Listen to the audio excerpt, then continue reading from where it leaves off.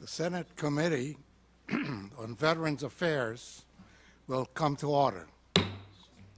Aloha and welcome to today's hearing of the Senate Committee on Veterans Affairs. Today, we'll focus on how the Departments of Veterans Affairs and Defense respond to in-service exposures.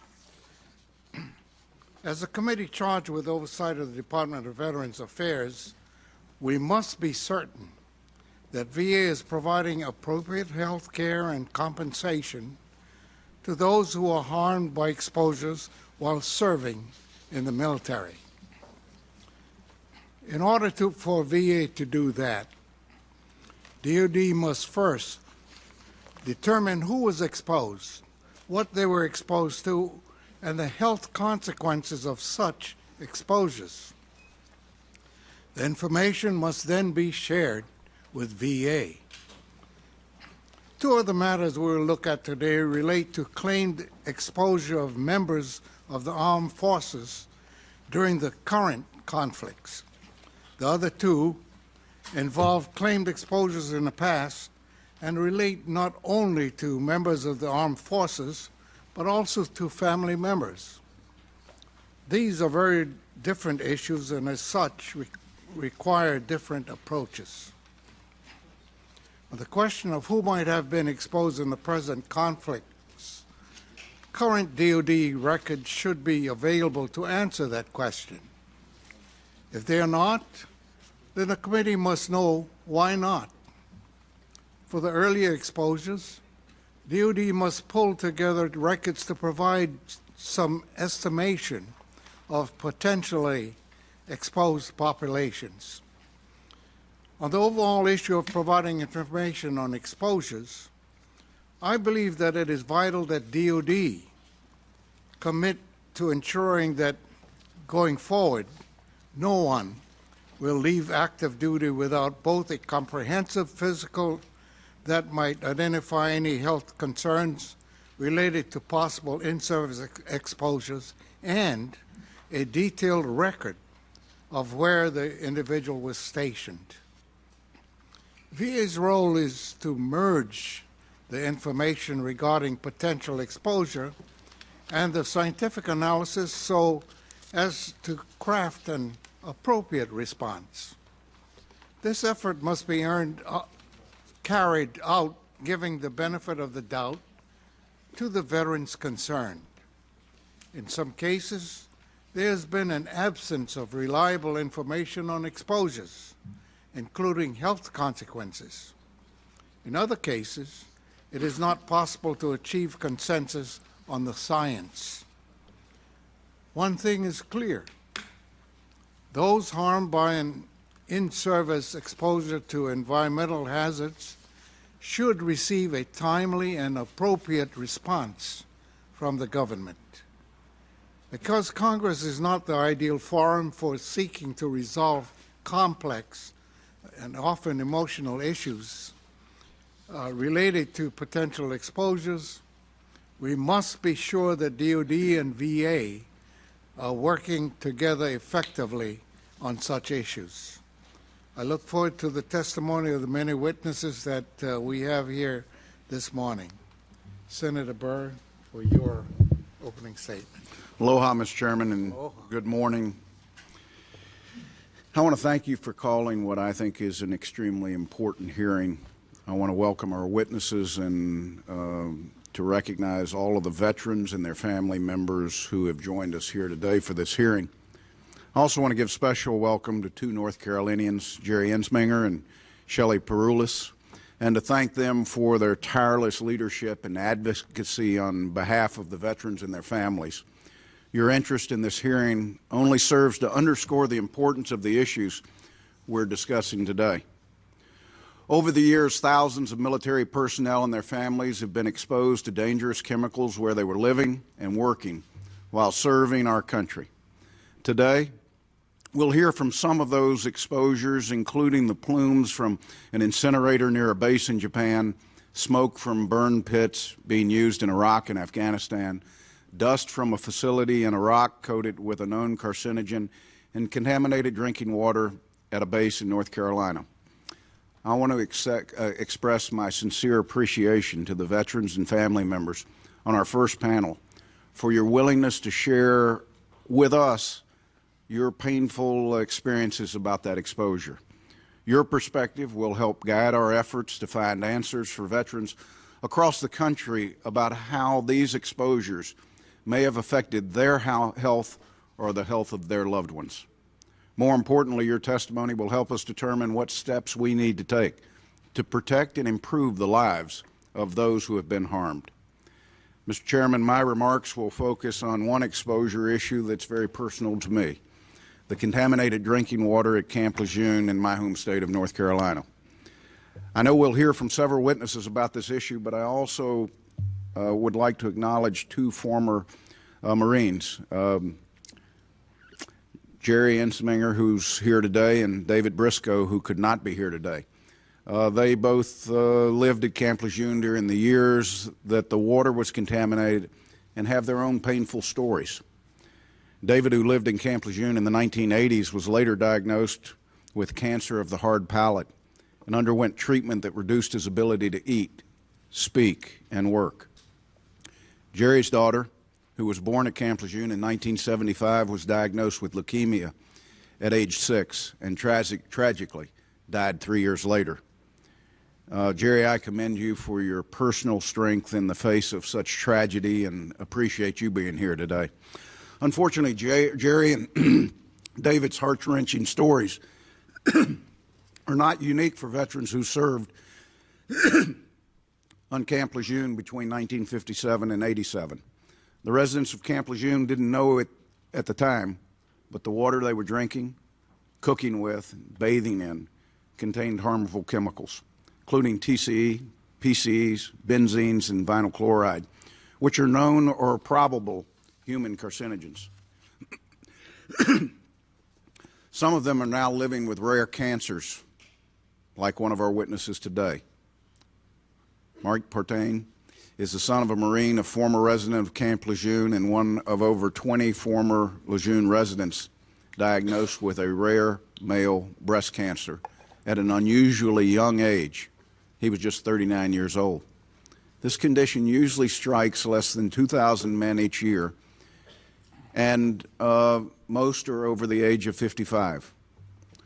Although a number of studies have suggested a possible link between the water at Camp Lejeune and these types of conditions, we still don't have the answers about what made Jerry's daughter, or Mike, or David sick, or what's caused our former Lejeune residents to become ill. The government's role in scientific discovery is clear. Camp Lejeune was designated by the EPA as a national priority list site. Under Title 42 of the U.S. Code, the Agency for Toxic Substance and Disease Registry is conducting a number of studies of the Camp Lejeune contamination. These studies include sophisticated computer modeling and future mortality and health surveys. It's unfortunate that ATSDR was not invited to provide a witness for this hearing so that they could respond to testimony being given by our witnesses and answer questions from this committee. Mr. Chairman, I hope, in order to strike a balance of the scientific opinion on what I think is an important issue, I would ask that ATSDR's official response to the National Research Council's report on Camp Lejeune be included in the record today. Will be included in the record. I thank the chair for that. We have an obligation to figure out how much of these dangerous chemicals veterans and their families were exposed to at Camp Lejeune and what the impact these exposures had potentially on their health. For these patriots who have endured unbearable heartache and suffering, they deserve no less than our best effort to provide them with the answers about why they're sick. Also, we must always make sure that the claims these families have pending are not prematurely denied by the government before science has had the opportunity to provide more answers. And let me stress, before science has had the opportunity. But while we wait for science, we must deal with the fact that many of these exposed veterans and their families continue to suffer from devastating conditions. It's simply not right for us to continue to tell our veterans and their families, just wait for another study. They've already waited 2 decades. We owe them much more than that. That's why I've introduced, along with my colleague from North Carolina, Senator Hagan, legislation that's the Caring for Camp Lejeune Veterans Act, S-1518, which would allow veterans stationed at Camp Lejeune while the water was contaminated to get medical care from the VA. Perhaps more importantly, it would also allow the VA to treat their families for conditions associated with exposure to contaminated water. Providing health care to veterans and their families would be one step towards meeting our moral obligation to those who have put more at risk. As we'll discuss today, there are many other veterans and their families who may have been exposed to dangerous chemicals in other places around the world. For all of them, it's important that we have a framework in place to determine in a fair and hassle-free and timely manner what benefits and services they need and deserve. To that end, we'll have a candid and productive discussion today about what's currently working well and where improvements are needed. Mr. Chairman, for veterans and their families put at risk by exposure, whether in Japan, Afghanistan, Iraq, or North Carolina, we have a solemn duty to take care of those who have were put in harm's way while serving this nation. I hope we will work together, and I think we will, to provide these veterans, their families, with the answers they deserve, and more importantly, the help they need. I thank the Chair. Thank you very much, Senator Burr. Now we'll have the opening statement of Senator Brown. Thank you, Mr. Chairman, and Ranking Member Burr and Senator Hagan, too, for your good work on this very important issue. Today's hearing is about toxic exposure, elusive science, and earned compensation. It's about our service members and their families and how we resolve the difficult challenges that exposure issues present. When there's doubt, we must take the side of the service member. Yesterday, I met with Mary and Jeff Byron. Jeff is a former Marine who served at Camp Lejeune from 1982 to 1985. Mary and Jeff were were at Camp Lejeune when their first baby was born, and I believe second child was born. We discussed their family and the impact living at Camp Lejeune, the impact that living at Camp Lejeune had on this family's lives through that generation and even the next generation. Jeff is one of more than 5,900 Ohio veterans whose families are part of the Marine Corps Registry for potential exposure at Camp Lejeune. Jeff and Mary are here today. At one point, Jeff, in recalling what had transpired with his family during their time at Camp Lejeune and soon after, and the problems that his family was facing, told me he turned to his wife and said, "What's happening to our family?" Connecting the dots between service and exposure is a complicated process. Helping these families should not be complicated. In tough cases like this, we have to ask ourselves, what is the greater sin? Do we refuse benefits to a service member or a veteran or a service member's family or a veteran's family who may be suffering from service-connected exposure to cancerous toxins? Do we provide benefits to a service member or veteran or service member's family or veteran's family whose health care challenges may not be service-connected? Do we save a few bucks or do we save a few lives? Scientific certainty shouldn't trump human decency. There's another point here that can't be overlooked. Our military now is working to connect the dots, but private contractors are not. From the exposures at Camp Lejeune to the burn pits in Iraq to the emissions at Atsugi Naval Air Station, we found a military working to find the answers. It hasn't been the smoothest journey to where we are today. For too long, the Department of Defense fought and denied exposure claims, but the military, again, finally now is working with the VA to serve the best interests of our service members, our veterans, and I hope their families. I spoke this week with the Marine Commandant, General James Conway, who has pledged his cooperation and has pledged that the military will do much better at meeting its obligations than it has in the past. This cooperation, though, has not been the case with the sodium dichromate exposure at the Qarmat Ali water treatment plant. So what's the difference? The difference is the water treatment plant was run by a private contractor, KBR. At a recent hearing, soldiers testified they were never offered any kind of protective clothing or masks or other protections by the company. They were never told about the presence of one of the most hazardous carcinogens. Hexavalent chromium is a genotoxic carcinogen, and inhalation leads to lung cancer.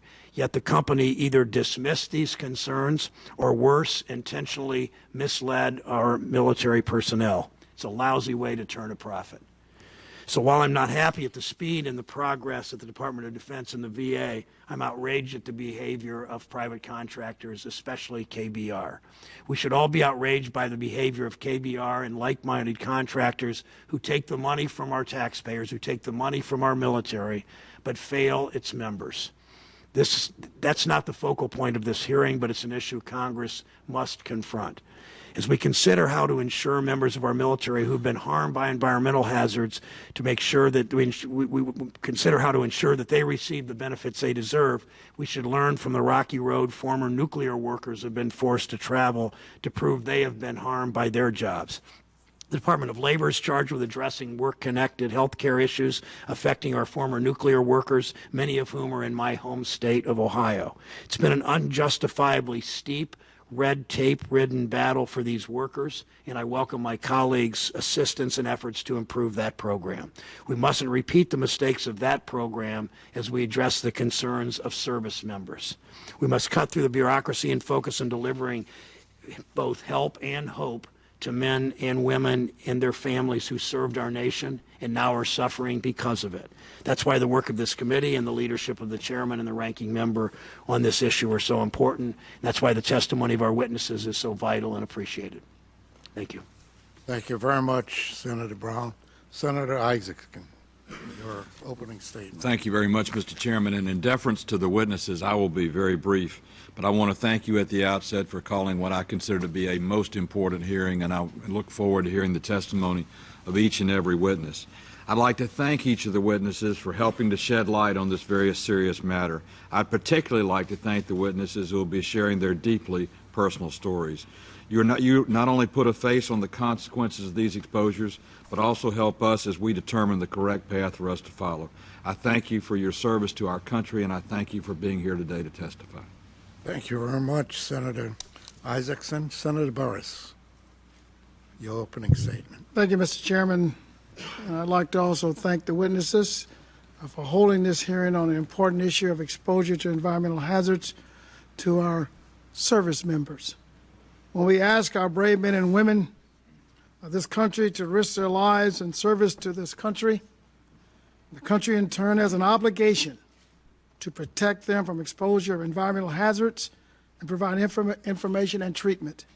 I'm deeply concerned whether there have been adequate studies and reporting of environmental hazards in places abroad where we are fighting two wars and in other military bases, both abroad and here in the United States.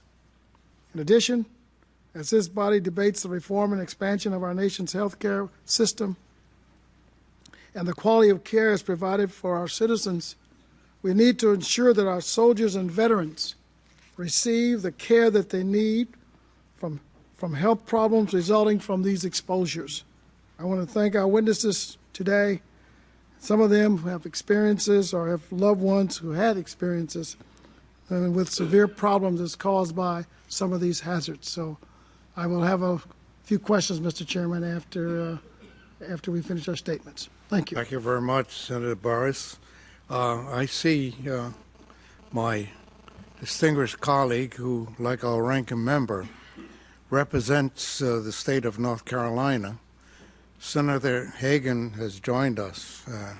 I would like to invite her to share his statement at this time. Thank you very much, Mr. Chairman. I'd like to begin by thanking you for holding this important hearing and for doing me the courtesy of allowing me to make a brief statement concerning an issue that is so important to me and to many of my constituents. I also want to thank the ranking member, Senator Burr, for his leadership on this issue. He's been discussing this issue of water contamination at Camp Lejeune for many years, and since I've been sworn in, he and I have worked very closely together on this issue. I have greatly appreciated his guidance and tenacity in pursuing closure for the affected families. Mr. Chairman, between 1957 and 1987, Marines and their families at Camp Lejeune drank and bathed in water that was contaminated with toxins at concentrations up to 280 times what is currently considered safe by the Environmental Protection Agency. My heart certainly goes out to the Marines and their families who were exposed and affected. A compelling CNN piece just last month highlighted cases of former Marines and their families who have been diagnosed with male breast cancer. Today, there are over 40 individuals of those cases, all of whom at one point or another served on base or lived at Camp Lejeune during the contaminated years. And these servicemen and women, as well as so many, have spent their careers working to successfully finish the mission that they start. And I think it should be our mission to get these families complete answers. Marines and their families who were exposed to dangerous chemicals over several decades deserve to know that if this exposure had an effect on their health. They can't get closure until the remaining CDC studies, which are in progress, are complete. And these CDC studies are to be done by the Agency for Toxic Substances and Disease Registry, the ATSDR. I'm looking forward to working with the Navy and the Marine Corps to fully fund these human health and water modeling studies, which will hopefully give us answers. But it's received a lot of attention. I'd like to address the conclusion of the National Academy of Science Literature Review, which was recently completed. Well-respected scientists from across the country, including officials at the ATSDR, have openly challenged the validity of this review. This review significantly downplayed the level of exposure Camp Lejeune residents had to TCE and PCE, chemicals found in the Camp Lejeune potable water system.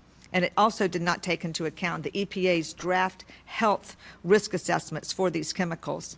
It also significantly downplayed the adverse health effects resulting from such exposure and did not assess scientific associations between benzene and vinyl chloride and adverse health effects. Benzene, a chemical, was leaking into the water supply at Camp Lejeune at a rate of 1,500 gallons per month. Furthermore, we all understand that there were no specific federal regulatory standards regarding volatile organic compounds until the late 1980s. However, I think it's important to note that the Navy and Marine Corps had their own regulations regarding the operation of drinking water systems and the disposal of contaminants and hazardous waste. It's impossible to know with 100% certainty what happened over 25 years ago, but I think it's important that the most comprehensive understanding possible of the actions that were taken and not taken during the contamination period, the origins of the contamination, as well as where the contamination sites were located, be given. Even more importantly, I believe that this information must be explained to the public in an understandable fashion. I believe that Congress, the Navy, and the Marine Corps need to work together to develop an action plan to take care of the victims that were exposed to this contaminated water. While this is happening, I encourage the chairman and the committee to consider legislation introduced by Senator Burr, which I co-sponsored along with 5 other senators. It provides veterans and their families who are suffering from adverse health effects associated with Camp Lejeune's contaminated water to obtain health care from the VA. This issue is not just North Carolina. These men and women are living all over our country now. We cannot leave these families with mounting medical problems and half answers. Thank you, Chairman Akaka and Senator Burr, for the opportunity to speak today. Thank you very much, Senator Hagan. I'm delighted to have my friend from Oregon here, Senator Wyden.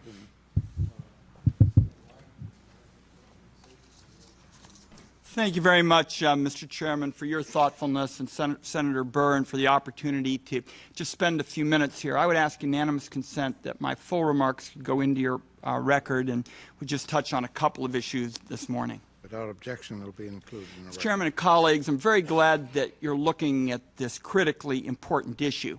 National Guard soldiers from my home state have told me about their exposure to hexavalent chromium at Qarmat Ali in Iraq. The soldiers have told me about how their rooms were filled with toxic smoke from open airborne pits. And they've told me about their struggles with the agency trying to secure benefits and health care. So I very much appreciate, Mr. Chairman, your putting a spotlight on this issue, and particularly working to make sure that the Department of Veterans Affairs gets our veterans the benefits they need and that they're treated with respect and attention. Mr. Chairman and colleagues, I think we all understand that nobody at the VA gets up in the morning and says, I want to spend my day being rotten to veterans. They all mean well. They care about our veterans deeply. But so often the system can be inflexible, and our veterans get caught up in red tape. On September 19th, I received what I felt was a positive letter from then Secretary of the Army, Pete Guerin, who told me, I quote here, the VA is working internally to use the registry and the list of possible medical issues from chromium exposure to establish a service connection. Yet because a service connection has not been established by DoD and the VA, some of our veterans get caught in this morass of red tape when they ought to be receiving treatment for respiratory problems, skin and eye problems, and even cancer that they picked up as a result of their exposure to chromium. One Oregon National Guard member was told, and I quote here, exposure is not a disability, nor does the VA pay compensation for exposure. And then the Guard member was told to go out and produce 15 pieces of evidence if he hoped to receive any kind of treatment for his illness. I think all colleagues, whether you're Democrat or Republican, would agree that veterans shouldn't be subjected to this kind of merry-go-round approach. It's not enough for the agencies to say they want to help, and then when the soldiers have to find their way through the bureaucracy, there's nobody there to get them their benefits. They face enough when they go into combat. They shouldn't have to battle their government to get medical care when they return home. I know you're going to hear from a variety of very thoughtful witnesses this morning. It's going to talk about what's needed to make sure our veterans are properly cared for. And Mr. Chairman and colleagues, thank you very much for the chance to come and offer the vantage point from some Oregon National Guard members who've reported to me. We have one of the highest levels of participation in the Guard in the country. We feel very strongly in our state about ensuring that they receive adequate medical care when they have been injured, when in harm's way, and we thank you for your thoughtfulness to be able to come and spend a few minutes and lay out their concerns. Thank you very much, Senator Wyden, for your statement. I want to now welcome our first panel this morning. Our first witness is Mike Partain, who is testifying in regard to Camp Lejeune. We have Dr. John Nuckols, who is a professor at Colorado State University and a member of the Committee on Contaminated Drinking Water at Camp Lejeune. Next, we have Stacy Pennington, sister of Staff Sergeant Steve Ox, who was exposed to burn pits and died in 2008. She is followed by Dr. Robert F. Miller, who is an associate professor of pulmonary and critical care medicine at Vanderbilt University Medical Center and has studied health effects of environmental exposures like burn pits. We also have Laurie Paganelli, who will testify in regard to the Atsugi Naval Air Facility in Japan. She will be followed by Dr. Charles Feigley, who is a professor at the University of South Carolina and is also the chair of the subcommittee on the Atsugi Incinerator for the National Resource Council. Our final witnesses are Dr. Herman Gibb, who will testify in regard to health effects related to Qarmat Ali, and Russell Powell, who will testify about his experiences at the same facility. I want to thank Veterans of Foreign Wars for making it possible for Mr. Powell to share his story with the committee today. I thank you all for being here this morning. Your full testimony will, of course, appear in the record. Mr. Partain, will you please begin? Good morning, Mr. Chairman. Good morning.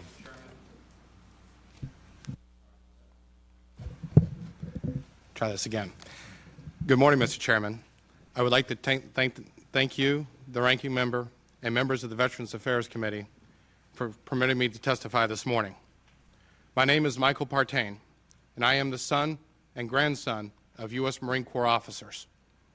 My parents were stationed aboard Marine Corps Base Camp Lejeune shortly after my father graduated from the United States Naval Academy. My father chose to live in base housing because he trusted the Marine Corps would protect his family. I was conceived and carried while my parents lived on the base. During the time of my mother's pregnancy, we were exposed to high levels of tetrachloroethylene, trichloroethylene, dichloroethylene, benzene, and vinyl chloride in the tap water provided to my family by the Marine Corps. I was born at the Base Naval Hospital in January of 1968. 2 years ago, I was diagnosed with male breast cancer at the age of 39. It is rare for this disease to strike men, especially young men, such as myself.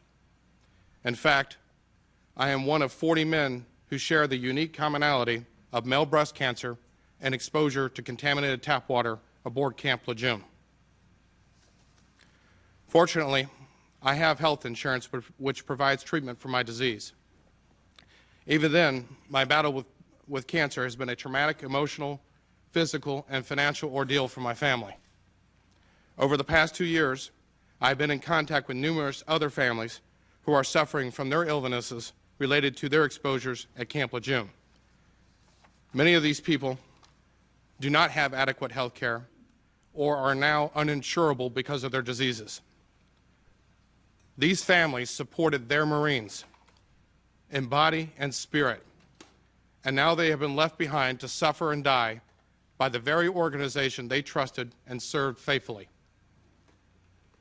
Beginning on 31 October 1980, Navy and Marine Corps officials received what would later become a litany of warnings that the base's drinking water supply was highly contaminated with chlorinated hydrocarbons.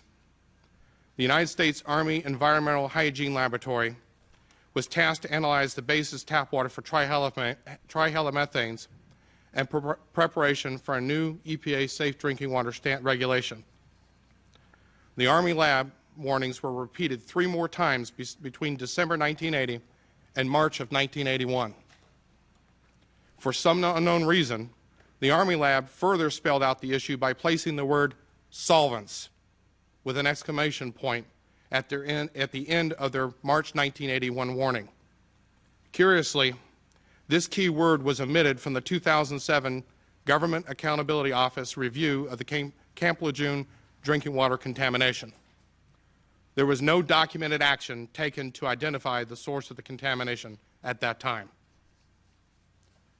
On 6 May 1982, Mike Hargett, co-owner of Granger Laboratory, phoned the base chemist Elizabeth Betts and advised her that PCE and TC contamination was found in the tap water sample sent for TTHM analysis. Ms. Betts then notified her immediate superiors. A week later, Ms. Betts was summoned to a briefing involving the base's facilities command staff.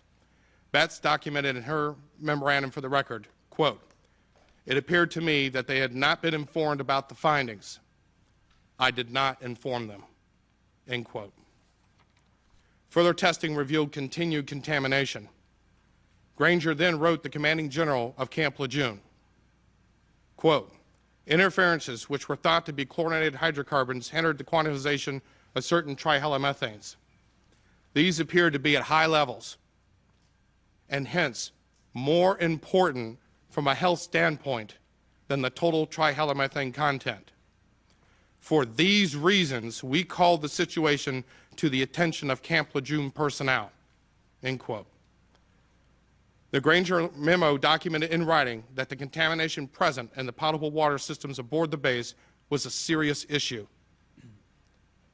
Granger's chemists correctly concluded that the contaminants were located in the well fields for both Tarawa Terrace and Hadnot Point. No further action was taken by the Navy or Marine Corps officials. Several months ago, I spoke to Mr. Hargett, former co-owner of Granger Lab. He indicated to me that he had secretly tipped off the state of North Carolina that there was a problem with the TTHM testing program at the base. Shortly after this revelation, a state of North Carolina environmental engineer wrote to the base's Assistant Chief of Staff Facilities requesting the Granger analytical data sheets, which contained their notations of the contamination. This request was ignored and then denied.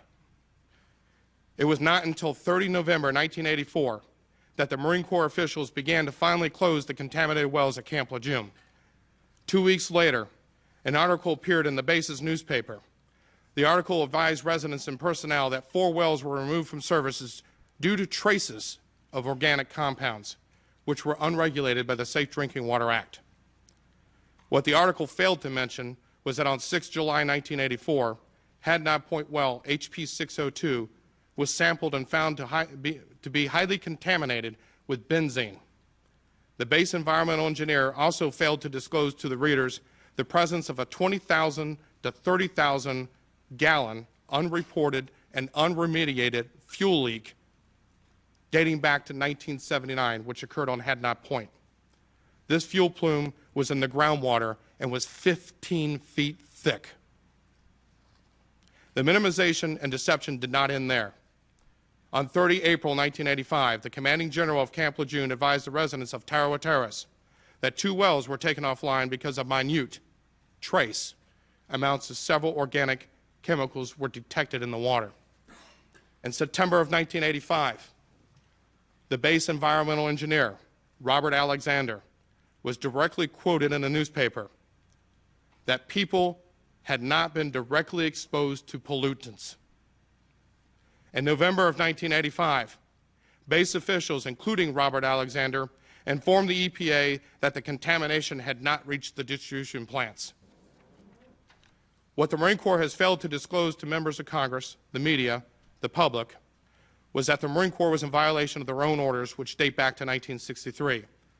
These orders, if followed, would have prevented most of the human exposures at Camp Lejeune. One of these orders is a Bureau of Medicine and Surgery instruction known as BUMED 6240.3b. The purpose of the BUMED was to establish standards for water for drinking throughout the naval establishment, including Camp Lejeune. Quote, substances which may have a deleterious physiological effect or for which the physiological effect are not known shall not be introduced into the system in a manner which would permit them to reach the consumer. There is also a Marine Corps order that specifically addresses safe disposal of chemicals on the base. In the interest of time, I will not go into the details during my opening statement. However, I am prepared to answer questions on both these documents. In closing, I note at the table is a former member of the National Research Council Committee, which produced a report that downplayed the health effects resulting from our exposures at Camp Lejeune.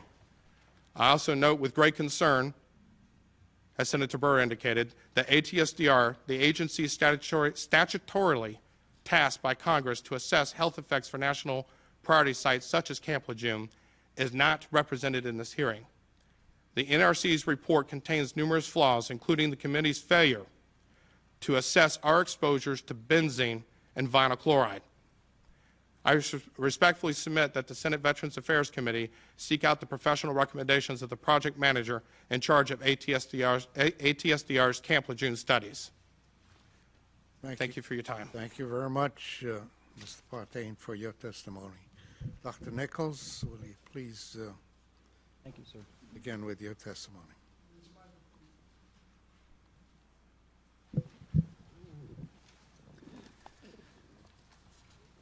I believe a copy of testimony has been submitted by the National Research Council of my full testimony, and I have prepared a summary in my own hand. And I'd be happy to share it with the committee if you'd like a paper copy. Thank you. In 1984, evidence of contamination of the water distribution system serving the Tarawa Terrace area within Camp Lejeune, North Carolina, was discovered. It was one of 6 water distribution systems serving different areas on the camp. Since that time, contamination of another water distribution system serving the Had-Not Point area and contamination of the natural source for most all water systems on the base, the Castle Hayne Aquifer, has been documented. Many former residents and employees of the base have raised questions about whether health problems they or members of their families have experienced could be related to exposure to the contaminated water.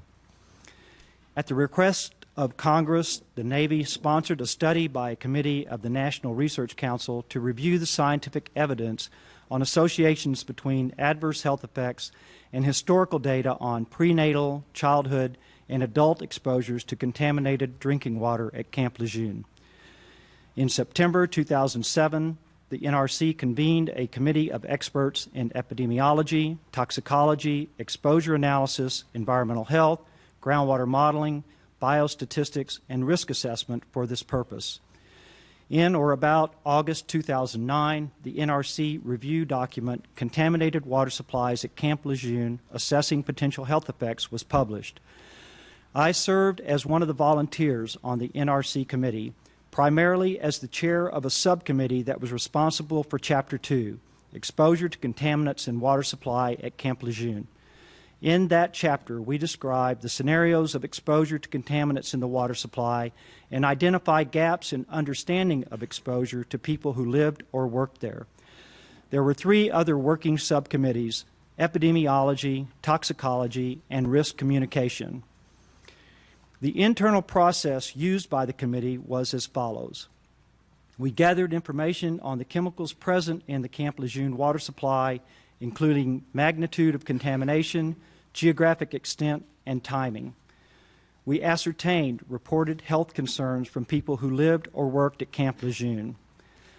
Based on published toxicology and epidemiology studies, we gathered scientific evidence of causation or association of diseases with the predominant chemical contaminants that were present in the water supply and compared these to health outcomes reported by the affected population. We ascertained whether conclusions could be drawn that any adverse health outcomes could be attributed to the water contaminants at Camp Lejeune and whether additional health studies would be more likely to provide such a definitive conclusion. And finally, we made recommendations as to further actions concerning studies of adverse health effects and water contamination at Camp Lejeune. In short, these recommendations were that new health effect studies of persons who lived or worked at Camp Lejeune and their families should be undertaken only if their feasibility and promise of providing substantial improved knowledge are established in advance. Second and foremost, that decisions regarding the appropriate policy response to health concerns about exposure to contaminated water at Camp Lejeune should not be delayed or await the results of epidemiological studies that are in progress or planned. My testimony today is derived strictly from the content of the report by the NRC Committee on Contaminated Drinking Water at Camp Lejeune, which I fully support. Thank you for your invitation and your attention. Thank you very much, Dr. Nuckols. Now we'll hear the testimony from Ms. Pennington. Aloha, Honorable Chairman Akaka and the honorable members of the committee. Good morning. It is an honor to be sitting before the United States Senate Committee on Veterans Affairs. Thank you for your leadership acknowledging the exposures happening to our troops. I've been asked to speak to you from a victim standpoint of the effects of exposure to dangerous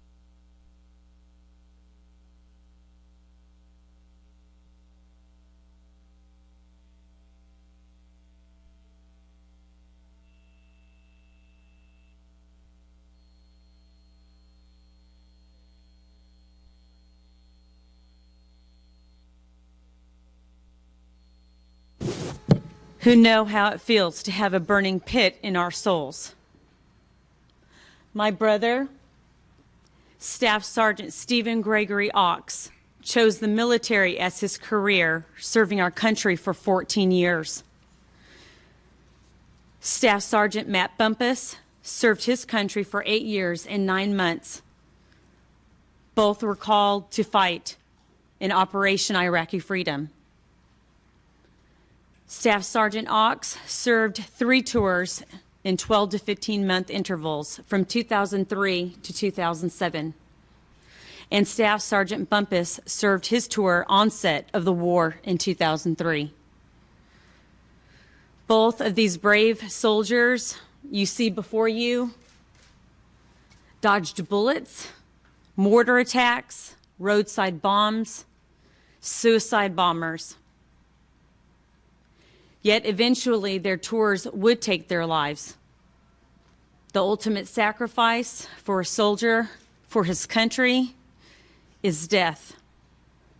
However, their deaths did not show up in the manner you may assume. In Balad is the site of the infamous enormous burn pit that has been called by Darren L. Curtis, Lieutenant Colonel of the United States Air Force of Bioenvironmental Engineering and Flight Commander, as the worst environmental site he had ever visited.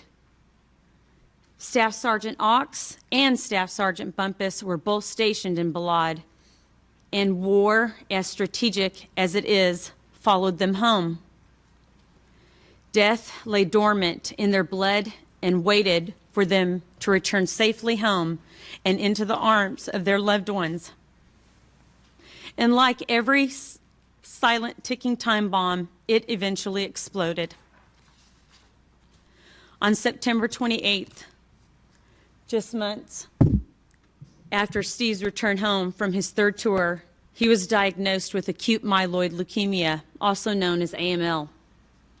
He spent the next 10 months as a patient, more like a resident, at Duke University Hospital. Doctors at Duke said his aggressive form of AML was definitely chemically induced, and like Steve both agreed it was due to the exposures he experienced while in Afghanistan and Iraq. However, the doctors refused to go on record, citing as the reasons that they could not prove it. The aggressive AML that Steve endured was similar to bullets ricocheting in the body, causing torturous pain. The graphic images embedded in my mind are Steve's last screams for air as he was rushed into ICU. Forgive me. Steve waved goodbye to my husband. Steve, with very little strength, his last words to me was, "I love you, sis." And my mom kissed his forehead and said, "We will see you when they get you comfortable." Not 5 minutes later, while we were in ICU waiting room, the nurse came in to tell us that Steve went into cardiac arrest, and they were working to revive him now. My mom ran into ICU. She fell to her knees as she realized her son was dying. Screams filled the air as we begged God to keep Steve here with us. We know Steve heard us as tears were in Steve's eyes. Doctors and nurses pumped on Steve's chest, trying to revive him. But I knew immediately he was gone. His spirit that surrounded my dear, sweet little brother of 32 years old was gone. We were left alone with Steve's body for hours as we were all in pure shock. My mom looked upon my brother's face and wiped away the tears puddled in his eyes. And at that very moment, our lives were changed forever. Steve died on July 12th, 2008, 2 weeks later. 2 weeks later, on the opposite side of the coast, Staff Sergeant Bumpus would succumb to the same fate. For Staff Sergeant Bumpus, the ticking time bomb exploded with a vengeance on July 31st, 2006. Matt was rushed to the hospital by ambulance with acute appendicitis. In Matt's own words, I quote, "The next thing I remember is hearing that I had been diagnosed with AML." Doctors declared that there was chromosome damage due to exposures he must have come in contact with while in Iraq.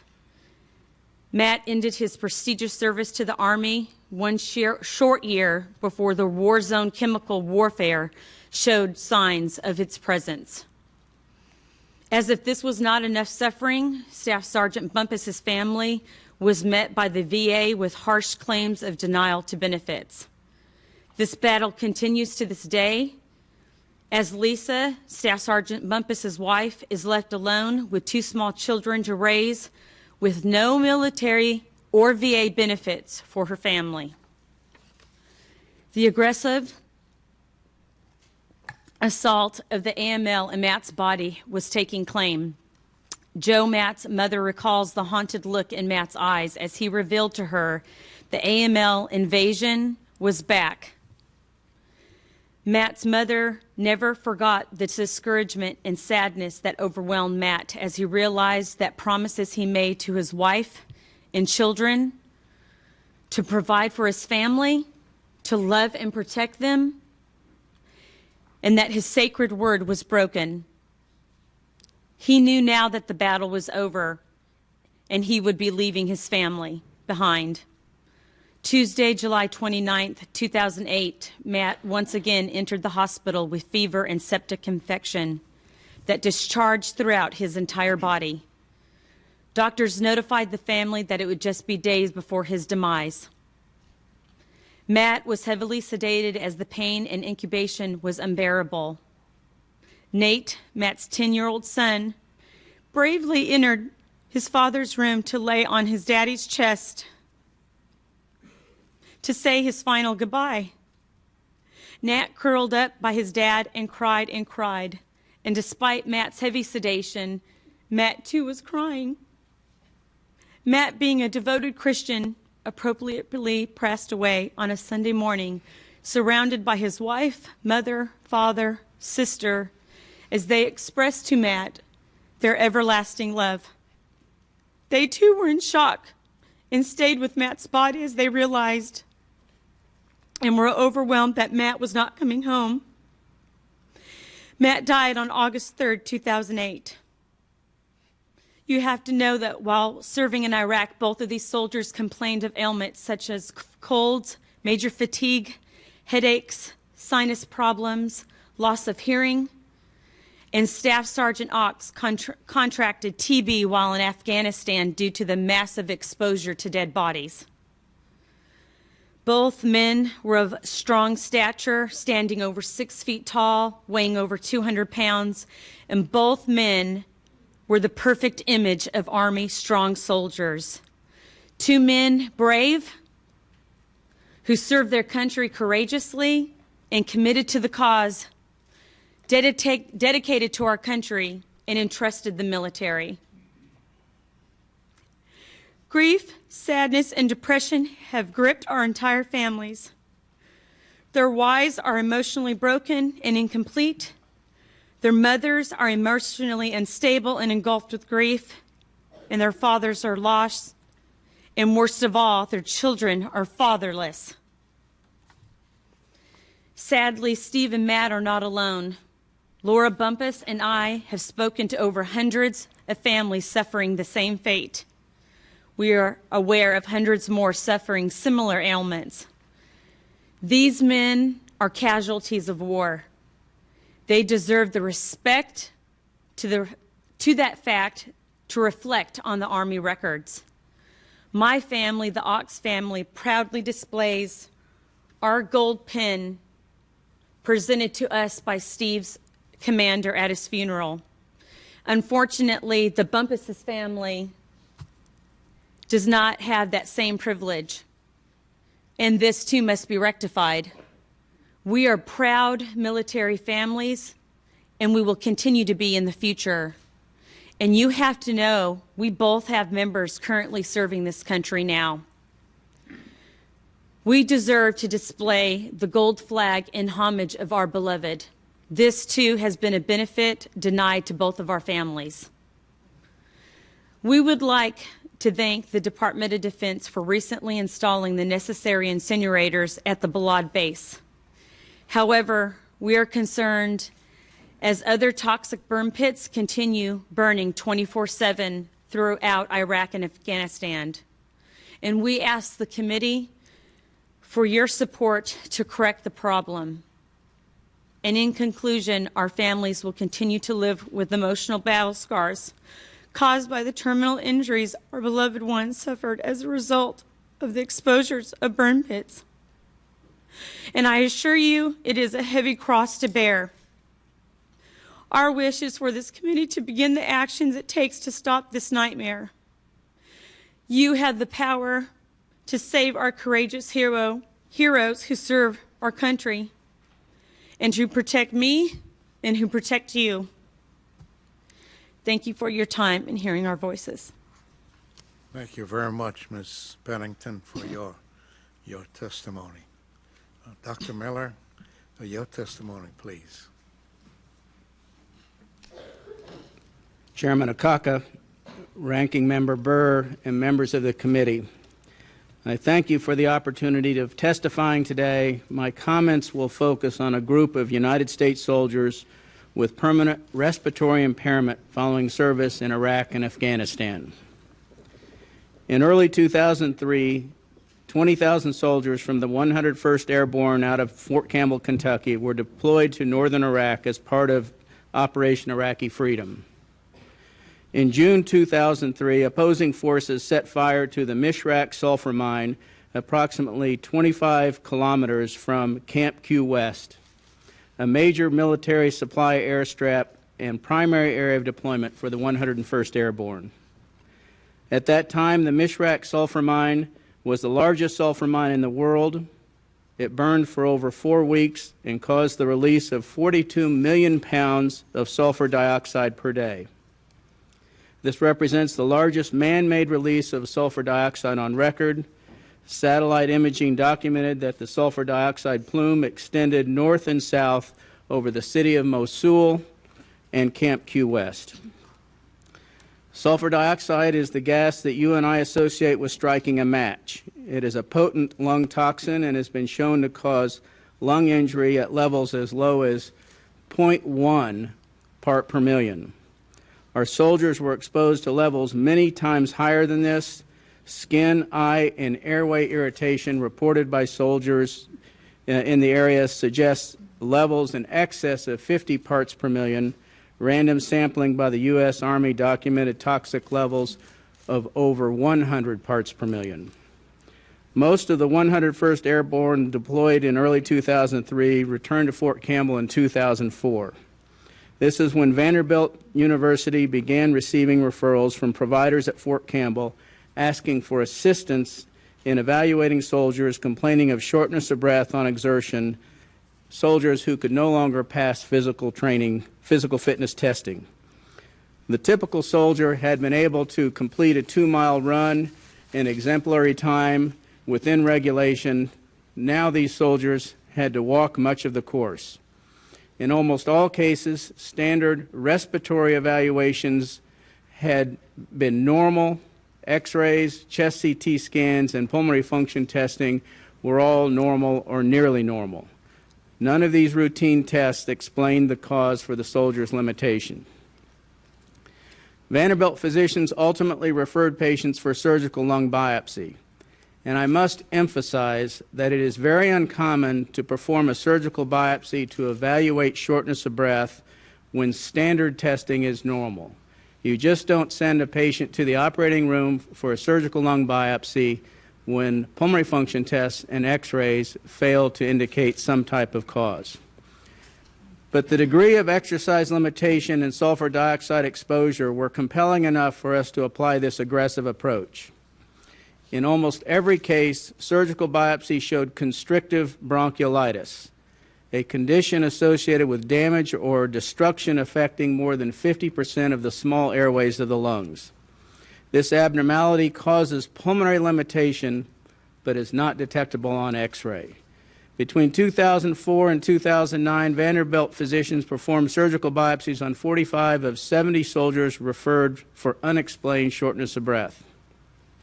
All of the biopsies except one demonstrated some form of bronchiolitis. This condition has no known treatment and has resulted in med boards from almost all of those affected. While the majority of patients diagnosed with constrictive bronchiolitis were exposed to sulfur dioxide from the sulfur mine fire, 25% of those biopsies served at a time or a place incompatible with this exposure. They had similar exercise limitation, test results, and biopsies showing bronchiolitis, but they did not report any extraordinary exposures that would distinguish them from other soldiers. However, almost all reported inhalational exposures that were common to the Iraqi experience, including fumes from burn pits, burning human waste, fires, and dust from combat, burning oil, and diesel exhaust. Consider the example of a 42-year-old physician who was deployed to northern Iraq in 2007. She had been an avid marathon runner prior to deployment and ran regularly during her 8 months tour of duty. Upon return, she was too short of breath to run a mile. Her x-rays, pulmonary function tests were normal, and her lung biopsy showed constrictive bronchiolitis, the same abnormality seen in the other soldiers.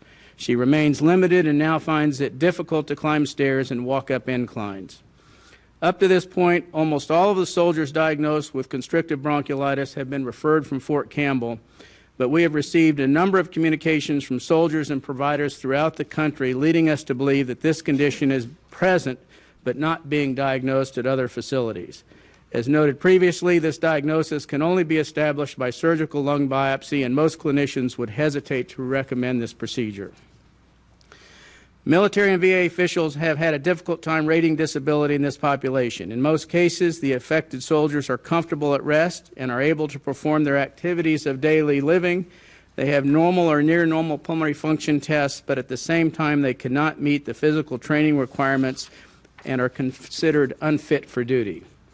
This unique circumstance has challenged those who want to determine disability. Pulmonary function testing is the standard for rating respiratory problems, but how does one rate a soldier who is too short of breath to serve yet has a normal pulmonary function test? Unfortunately, the ratings applied thus far have not been standardized. We have seen many examples of a soldier receiving a rating from the U.S. Army only to have it downgraded by the VA. More research is needed to understand the cause and prevention of this disease. There is little doubt that the cause of bronchiolitis in those exposed to the Mishrak sulfur mine fire was due to inhalational toxin. There is also little doubt that those not exposed to sulfur fires suffer from a disease caused by toxic inhalation. We must determine what these other toxins are to prevent those serving from being exposed.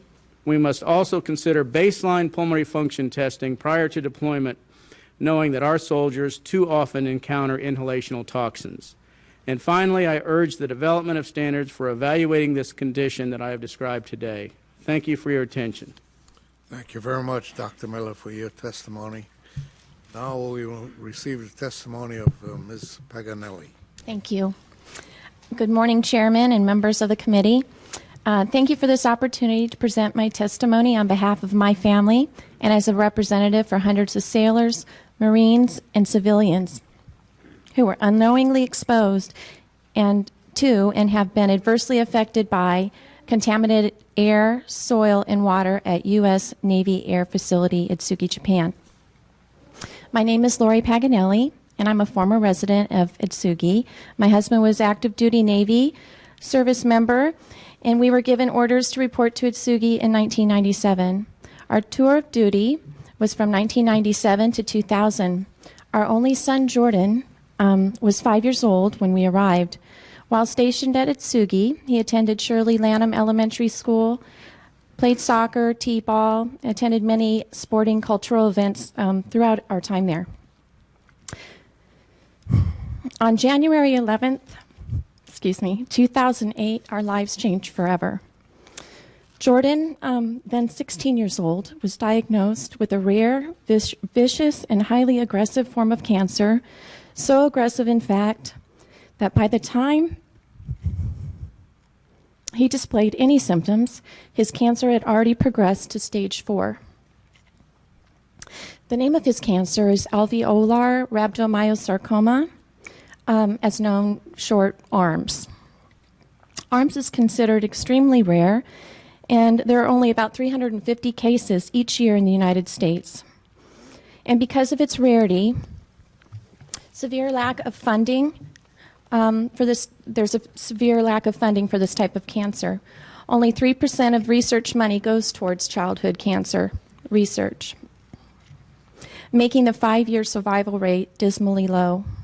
Jordan's protocol was an intensive multi-agent therapy, including dose compressed cycles, which had us calling Walter Reed Army Medical Center home for most of the 15 months of continuous treatment.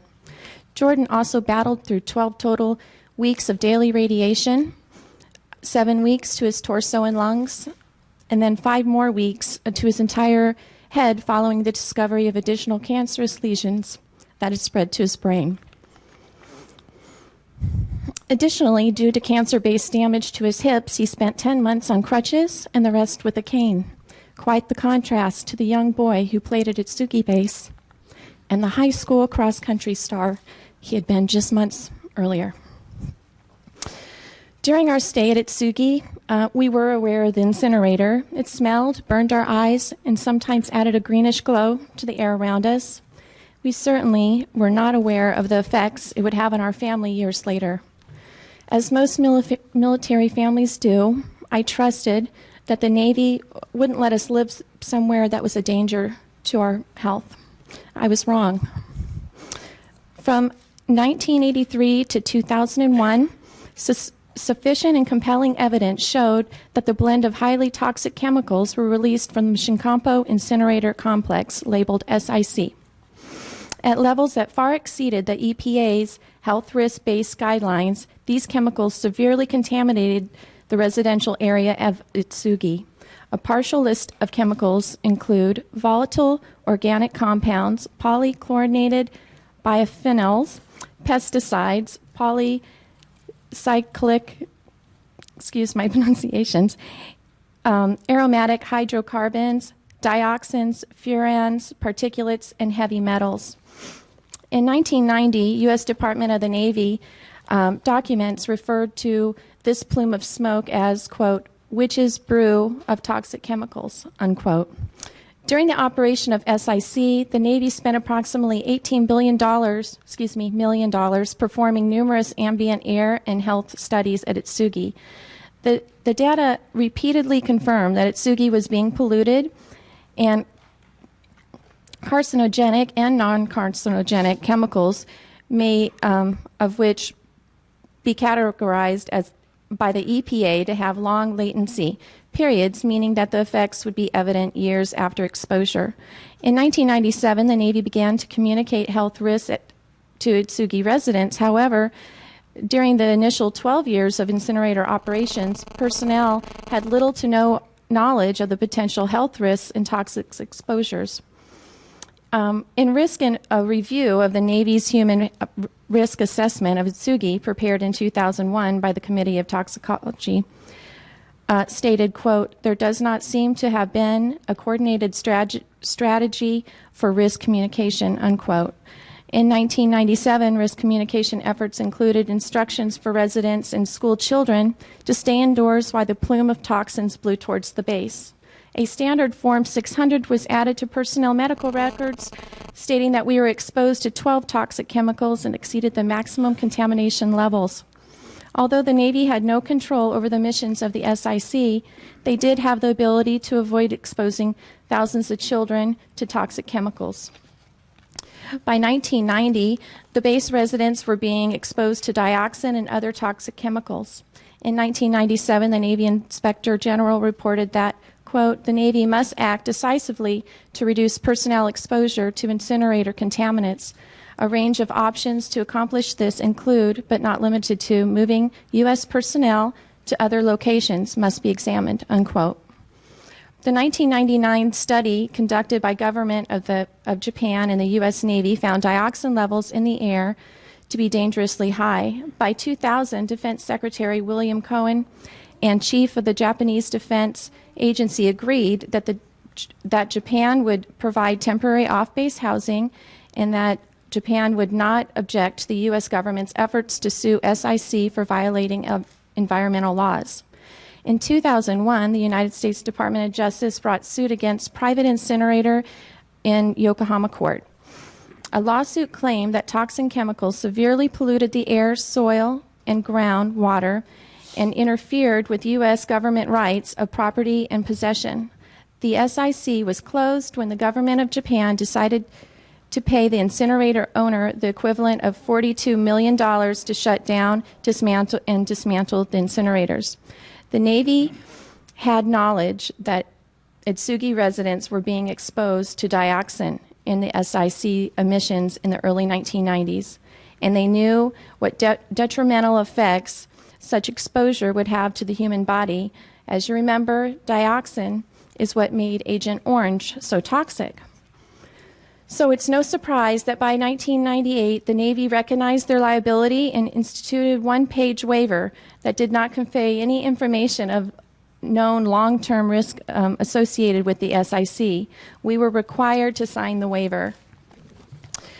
In 2007, after complaints of former residents, the Navy provided a public website with some study-based information. However, the website has not been widely publicized, and many former Atsugi residents do not have knowledge of its existence. Recently, the Navy stated that the 2009 Atsugi Health Study produced a registry. However, the study confirms that approximately 75% of the Atsugi population in the study was lost to follow-up, which adversely affects the study's end result, specifically because of the documented latency period of toxic exposure. Over the last 3 years, an estimated 750 former residents, including retired and former active duty personnel and their families, have come together for support outside the realm of the Navy. Within this group, at least 61 cancer cases have been reported, all of which have been directly associated with dioxin exposure. They include brain, thyroid, cervical, ovarian, colorectal, leukemia, lymphoma, and various other cases of sarcoma, many of which involve innocent children, like our son Jordan, who lived at Atsugi while their mothers and fathers faithfully served the United States of America while stationed in Japan. Besides cancer, many former residents suffer from illnesses including nervous system disorders, liver and kidney damage, autoimmune diseases, neurological disorders, cardiac irregularities, and other toxic-related diseases as defined by the Agency of Toxic Substances and Disease Registry. In closing, I would like to state that I had the basic human right not to be exposed to the types of toxic chemicals that were highly prevalent at Atsugi. Our military members are proud to dedicate their lives in defense of this great country, and we support them in their mission every day. However, we trusted the Navy to provide safe environment for our family members, but they failed to do so, knowingly housing our families in a toxic waste zone. We look to you, committee members, to rectify this gross misconduct and to take action to ensure that the VA is provided with an appropriate registry and an accurate list of cancer and non-cancerous illnesses associated with the SIC. We urge you to ensure that all former residents are notified. Finally, we urge you to introduce a bill to enact a new law that allows former Atsugi residents and dependents to receive appropriate VA benefits to include medical care and disability compensation. My son has been fighting for his life, and the journey so far I wouldn't wish on any parent or family. We will never know if this disease was caused or brought about by the exposure of the toxin chemicals at Atsugi. However, the risk imposed to him and my family and lack of proactive risk mitigation is an absolute tragedy. I pray that no other family has to endure the pain of watching their child fight for their lives. Thank you for allowing me to speak today. Thank you very much, Ms. Paganelli. Now we'll receive the testimony of Dr. Feigley.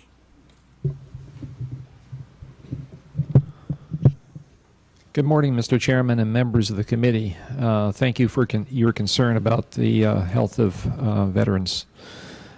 My name is Charles Feigley. I'm professor of environmental health sciences at the University of South Carolina Arnold School of Public Health. I'm also a principal investigator of a DoD-sponsored contract testing the use of copper in air conditioning systems to improve air quality and reduce illness in the military. As well, I'm a principal investigator of the University of South Carolina Center for Public Health Preparedness, which is funded by the Centers for Disease Control and Prevention. We assist state and local tribal tribal health agencies and their community partners to prepare for a wide range of public health emergencies. In addition, I have served on a number of committees of the National Research Council, or NRC, including as chair of the NRC subcommittee that prepared the report titled Review of the U.S. Navy's Health Risk Assessment of the Naval Air Facility at Atsugi. The National Research Council is an operating arm of the National Academy of Sciences, not part of the government, it was established in 1863 by Congress and under President Lincoln to advise the government on matters of science and technology. I'm here before you today because of my experience as a volunteer serving on that NRC committee. The NRC report titled Review of the U.S. Navy's Health Risk Assessment of the Naval Air Facility at Atsugi was prepared in response to requests from the U.S. Navy for an independent review of the final draft of the Navy Environmental Health Center's report on the risk assessment at Atsugi, and that was in 2000, the year 2000. The NEHC, that is the Naval Environmental Health Center that prepared the risk assessment report that we reviewed, had conducted a risk assessment because of concerns that were raised by residents of Atsugi, the U.S. Navy personnel and their families regarding health effects of what came to be called Envirotech Incinerator, the Envirotech Incinerator, formerly called Shinkampu or Jinkampu Incinerator Complex. That complex was adjacent to the U.S. Naval Air Facility, which is located southwest of Tokyo. And when I say adjacent, one of the critical things that really is not mentioned in my written statement is that the incinerator is at a much lower elevation than the base facility, and the stacks from the incinerator discharge just above the level of the Naval Air Facility, so that when the wind is blowing, as it frequently is from the incinerator to the base, they were directly downwind, and at really pretty much the same level as discharge. The concerns were related to the exposure to emissions from the incinerator and to chemicals resulting from the storage, handling, and disposal of waste material at the facility. The risk assessment was conducted after a previous NRC committee recommended that a comprehensive health study at NAF Atsugi be conducted. The NRC subcommittee on Atsugi consisted of members selected for their expertise in toxicology, epidemiology, industrial hygiene, engineering, exposure assessment, and risk assessment. And we were specifically asked to do two things. This is our charge.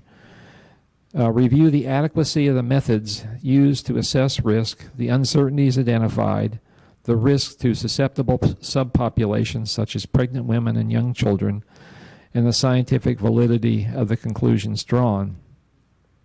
Secondly, to recommend research to fill data gaps and options for mitigating risks associated with exposure to the incinerator emissions. It is important to note that you can see from these, as you can see from these specific tasks, that the subcommittee was not asked to determine the potential health effects from the incinerator, but to review the assessment that was conducted by the Naval Environmental Health Center. In its review, the subcommittee identified a number of aspects of the risk assessment that were exemplary and others that needed improvement. The subcommittee noted that the NEHC risk assessment included a rigorous quality assurance and quality control program, and the subcommittee therefore had confidence in the accuracy of the data collected. The subcommittee was pleased with the broad number of air pollutants that were monitored and the collection of meteorological data. It also commended the NEHC for calculating risks of acute and chronic toxicity endpoints of the different subpopulations. The subcommittee was concerned, however, about inconsistencies in the objectives of the risk assessment, some technical aspects regarding how the collected data was used in the risk assessment, and the interpretation of data and risk assessment findings by the NEH. The subcommittee also commented on the lack of analysis and characterization of uncertainty in the risk assessment. The subcommittee concluded that the NEH had collected a large amount of sampling data at NAF Atsugi. If analyzed and interpreted appropriately, those data might have been adequate to determine whether the air pollution at NAF Atsugi poses a health risk and how much the incinerator facility contributes to that pollution. However, the analyses of the data were inadequate to draw conclusions about the health risks of the persons residing at NAF Atsugi and about the contributions of the incinerator to those. In addition, the NEHC had interpreted some of the results of the risk assessment without taking into account the meaning and limitations of the risk assessment process. Subcommittee concluded that aspects of the analyses and interpretation of the data, not the underlying data themselves, constituted the main limitation of the risk assessment. The committee provided recommendations to improve the NEH risk assessment, including recommendations for the planning of the risk assessments, determination of attributable risk, analysis of air monitoring data, interpretation of risk assessment, treatment of uncertainty and information gaps that should be filled, and improvements in the presentation and organization of the NEH draft summary report itself. Given the aforementioned limitations of the Navy's risk assessment draft summary report, the subcommittee found that the analyses presented did not determine reliably whether military personnel and their families incurred health risk by living at NAF Atsugi. Nor did the analyses represent reliably the contribution of the incinerator to those health risks. With that, I would once again thank you for inviting me to testify before this committee. I appreciate the important work that the committee does for Veterans Affairs and welcome any questions you might have. Thank you, Dr. Feigley. Dr. Gibb, your testimony, please. Thank you for the opportunity to testify this morning. I'll be testifying on the subject of Qarmat Ali. I'm testifying in my personal capacity and do not in any way represent the interests, beliefs, or opinions of my employer. I presented similar testimony to the Senate Democratic Policy Committee hearing on August 3rd, 2009. The subject of that hearing was the exposure at Qarmat Ali. Did the Army fail to protect U.S. soldiers serving in Iraq? I have a Ph.D. in epidemiology from the Johns Hopkins University and an MPH in environmental health from the University of Pittsburgh. I spent 29 years at the United States Environmental Protection Agency.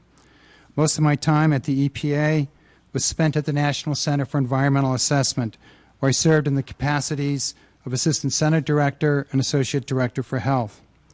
Based on my experience working at EPA on risk assessments of hexavalent chromium and my study of chromate production workers, I can state that the symptoms reported by the soldiers who served at Qarmat Ali are consistent with significant exposure to sodium dichromate.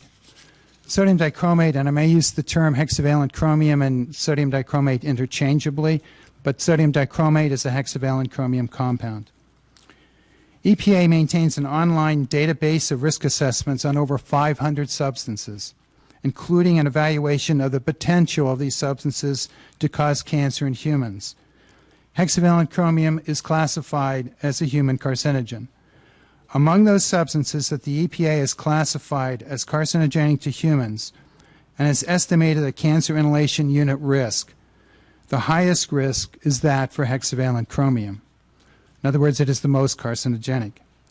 In 2000, while at the EPA, I was the senior author of 2 publications on the health risks experienced by chromate production workers at a facility in Baltimore, Maryland. The first publication reported the results of a mortality study.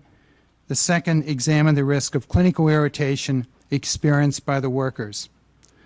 The hexavalent chromium exposure at the facility was primarily from sodium dichromate, which is the same exposure that the soldiers experienced at Qarmat Ali. For my work on these studies, the EPA awarded me the agency's Scientific and Technological Achievement Award. I became interested in studying the group of workers in Baltimore because of the considerable amount of exposure data available for the facility. The group was relatively large, 2,357 workers. There were 122 deaths from lung cancer. Hexavalent chromium was found to be significantly associated with an increased risk of lung cancer, even after controlling for smoking.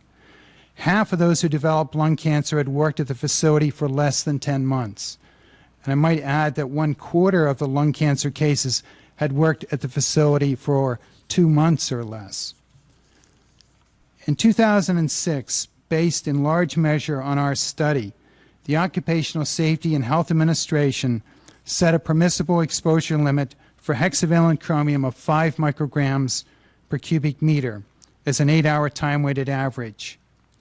The new OSHA PEL reduced the previous PEL by over 10-fold.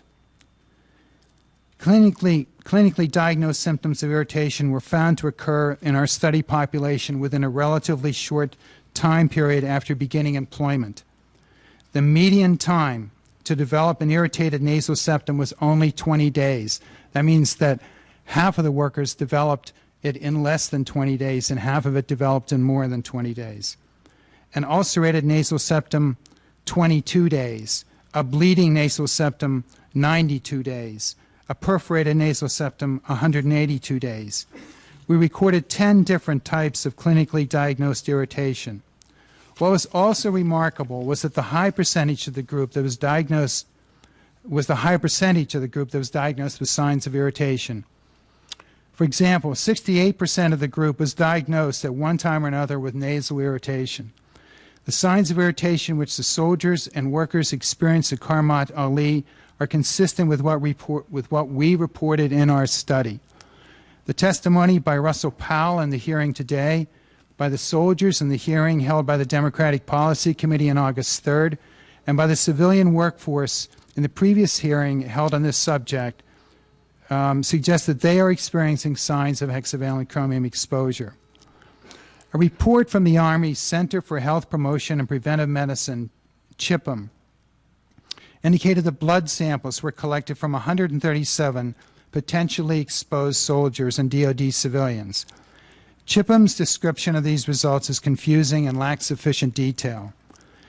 CHPM suggests that the chromium in the red blood cells of the vast majority of the individuals in their study are within normal ranges.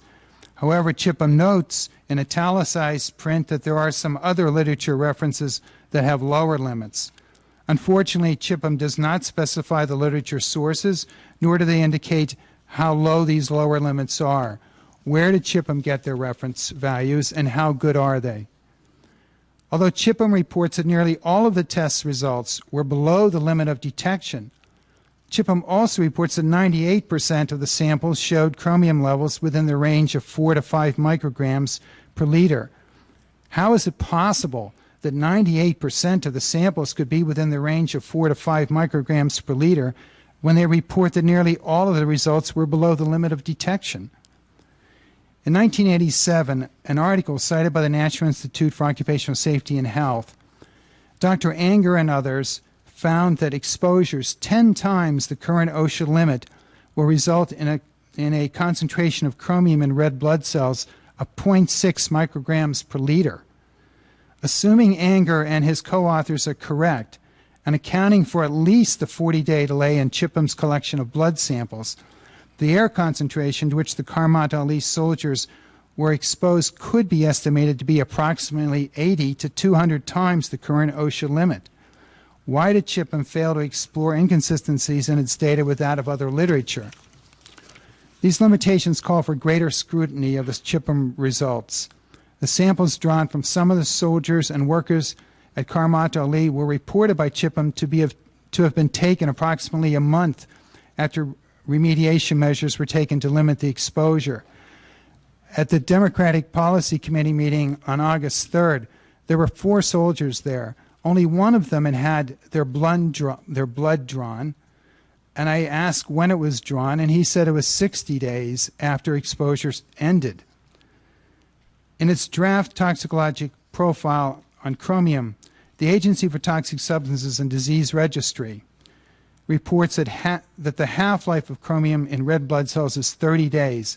In other words, 30 days after the exposure is ended, we expect to see only 50% of the chromium in the volume of red blood cells that would have been there initially. The measurements of chromium in red blood cells is an insensitive method of detecting hexavalent chromium exposure. The measurement of chromium in the red blood cell only captures the hexavalent chromium that makes its way into the cell. It does not measure how much hexavalent chromium may have been inhaled and remained in the nose or lung, or was reduced in the body to trivalent chromium, which does not get into the red blood cell. Or does it measure the chromium that was eliminated from the body? It should be noted that NIOSH in its draft update on hexavalent chromium states that biomarkers, which would include blood tests, are of uncertain value as early indicators of potential hexavalent chromium-related health effects. ATSDR reports that 90% of absorbed chromium is eliminated within 24 hours. Nevertheless, Chipham still put a great deal of emphasis on the red blood cell analyses from samples taken at least 4 weeks and maybe 2 months after possible exposure to hexavalent chromium. An analogy would be like giving a breathalyzer to a person 3 days after they were pulled over for erratic driving. The toxin would have been eliminated from the body in the intervening period. Given the limited usefulness of these red blood cell tests, they should not be used as a bottom-line indicator of the hexavalent chromium exposure that the soldiers and workers experienced, and they certainly should not be extrapolated to other individuals who were exposed at Qarmat Ali. Nasal perforations, bloody noses, and skin irritation would be far more telling about the soldiers' and workers' exposures than measures of chromium in red blood cells taken a month or maybe 2 months after remediation has taken place.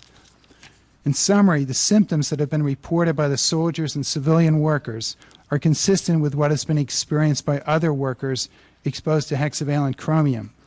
Judgment on whether these soldiers and civilian employees were exposed should not be based on measurements of chromium in red blood cells taken 1 to 2 months after remediation measures were taken, nor should such results be extrapolated to other individuals who were present at the facility. Again, I thank you, Mr. Chairman, for the opportunity to testify today. Thank you very much, Dr. Gibbs.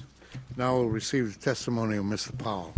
Thank you, Mr. Chairman. Thank committee members for having me testify here today. And also a special thanks to Veterans of Foreign Wars. My name is Russell Powell. I live in Moundsville, West Virginia. I started my military career in 1994 in the 1505 Parachute Infantry Regiment as a medic. Later through my military career, I became a flight medic in Panama and Fort Bragg. In 2001, I joined the West Virginia Army National Guard as a medic. And in March 2003, the 1092nd Engineer Battalion was deployed to Iraq. In April 2003 to June 2004, the 1092nd was assigned as security for KBR workers. When Charlie Company arrived at the plant, which was Qarmat Ali water treatment plant, it had been seriously pillaged and destroyed. There was a coating of orange-colored dust throughout the facility, and at the time, no one knew or made any concerns of what the powder was. The orange dust was located in large bags and that were ripped open throughout the facility. During my stay at Qarmat Ali, there was at least 10 dust storms. They would blow through the facility, picking up dust and debris. At no time were myself or other soldiers or KBR workers offered any protective clothing, masks, or respirators to keep us from the elements. During these storms or shortly thereafter, about 90% of the KBR workers and the soldiers would have severe nosebleeds, coughing up blood, hard time breathing, and nausea and burning sensation in the lungs and throat. After a week of being at the facility, several personnel began getting skin lesions on their hands, arms, faces, and nostrils. And of course, we had also soldiers that had perforated septums, which holes through their nose from one end of their nose to the other. As a medic, I felt pretty concerned for the safety and health of all the persons that were sitting at the Qarmat Ali treatment plant. And I talked to one of the KBR workers and I asked him, hey, what's going on about everybody's getting real sick, getting bloody noses? And one of the KBR workers said, their supervisor said, we're all allergic to dust and sand. Later on, there was another dust storm, and I was eating MRE, and the storm hit me, and I started eating. My lungs started burning, my throat started burning, and I started getting real nauseated and sick. The same day they said, Doc, you're not going out to the water treatment plant tomorrow. You just stay in and go to the infirmary and see one of the Navy doctors. Well, I went to one of the Navy doctors at Camp Commando in Kuwait, and he pretty much said, oh, you're sick. You just got a viral infection. But I went to a bombshell bunker and tried to give myself an IV because I knew there was something really wrong. And after I went to that bombshell shelter and tried to administer an IV, I don't really remember anything. I woke up in the hospital, a Kuwaiti soldiers' hospital, and there's a couple Navy soldiers that found me, and they said, you were just coughing up blood and delirious. Well, I spent a week at the soldiers' hospital, and my face and lips were burnt, and I wasn't out exposed to any sun. It was pretty much from the dust. I got out of the hospital, but at the hospital, the doctor said that they don't really know what caused my face and lips to be burnt as bad as they were. And they went ahead and just gave me a bunch of antibiotics, sent me back to Qarmat Ali. When I got back to Qarmat Ali, there was a bunch of my soldiers complaining of the same symptoms that I had when I went to the Kuwaiti hospital. And, of course, I gave them antibiotics because we didn't have no physician. We didn't have a physician assistant, and I pretty much became the doctor for the battalion. And in June of 2003, Indiana National Guard soldiers relieved us from our duties from Qarmat Ali. And at no time did any of the 1092nd from the West Virginia National Guard get tested for any exposure to chemicals, blood drawn, or anything. We were even told about it. When I left Iraq in April 2004, I went to the VA clinic in Clarksburg, West Virginia, and talked to them about my skin rashes and stomach problems, nosebleeds, and the doctors were unable to determine what was the cause of these problems. In 2009, I received a letter from the West Virginia National Guard stating that we are possibly exposed to sodium dichromate while serving at Qarmat Ali. The VA doctors believe this could be the cause of our health issues, but because they know little about sodium dichromate, they're still researching and trying to figure out the effects of it on the human body. I would like to thank Senator Rockefeller and his staff, and especially the VFW, for giving soldiers and veterans much needed support through the VA system in West Virginia. Once again, I thank all of you for having me here today. Thank you very much, Mr. Paul, for your testimony. I would like to say thank you again to our first panel. Many of you have given heartfelt testimony regarding some very, very personal issues that have affected your lives. I know I speak for the entire committee, members of this committee, when I say that we appreciate your presence here today. I'd like to ask my question to 4 of our witnesses, Ms. Partain, Ms. Pennington, Ms. Paganelli, and Mr. Powell. Are you satisfied with the military's response to each of the exposures you or your family member was affected by, including high-risk lists, high-risk health problems? Mr. Partain?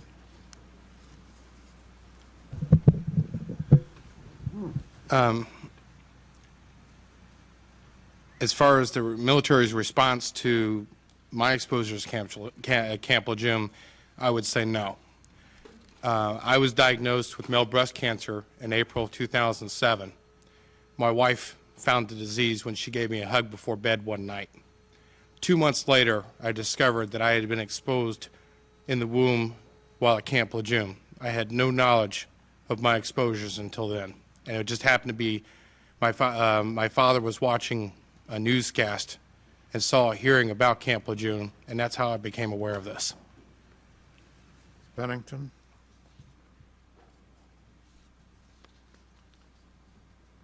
We were disappointed with the doctors actually at Duke University for orally citing the reasons for my brother's aggressive AML. When pushed, again, they admitted it was definitely due to chemical exposure, but they couldn't prove it. And there was some pushback that they are receiving from the military there at Fort Bragg, and I don't know the details to that. They wouldn't elicit any further. I can tell you the Bumpus family, has not received any assistance from the VA or military because Matt ended his service 1 year after, or the disease came to light 1 year after his service. So the VA has harshly denied the connection between the AML and his service in Iraq and where he was stationed in Balad. So no, they are not receiving any benefits from the VA or military and are completely dissatisfied. Thank you. Ms. Paganelli? Thank you. I would say on behalf of Atsugi residents or past Atsugi residents, no, because I really strongly believe there needs to be a accurate registry, and so many families are not informed.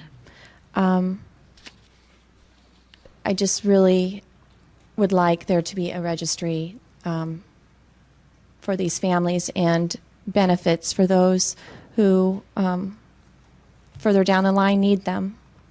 Some acknowledgement for that. Thank you. Thank you. Ms. Powell? Well, I think the Army did, or the Department of Defense did kind of lack any acknowledgement that we were even exposed later, about 5 years later after we returned home. And it was just kind of an eye-opener. So that's kind of, well, I'll take it like this. We go to the VA, and the VA has no idea what's going on with us, but they still are kind of timid on what to say, whether it's exposure or anything like that. They just are just trying to back away from them. So we're all pretty disappointed. We're on a registry, but the registry to us still doesn't say that, you guys were exposed, or a lot of the soldiers who try to put in claims for the chemical exposure get denied. Dr. Gibb, how well do you think the Army understood the scientific literature associated with the exposure at Qarmat Ali? I don't think they understood it very well at all. There's statements by Chipham that, well, they put a great deal of emphasis on the blood tests, and the blood tests at that period of time were essentially worthless. As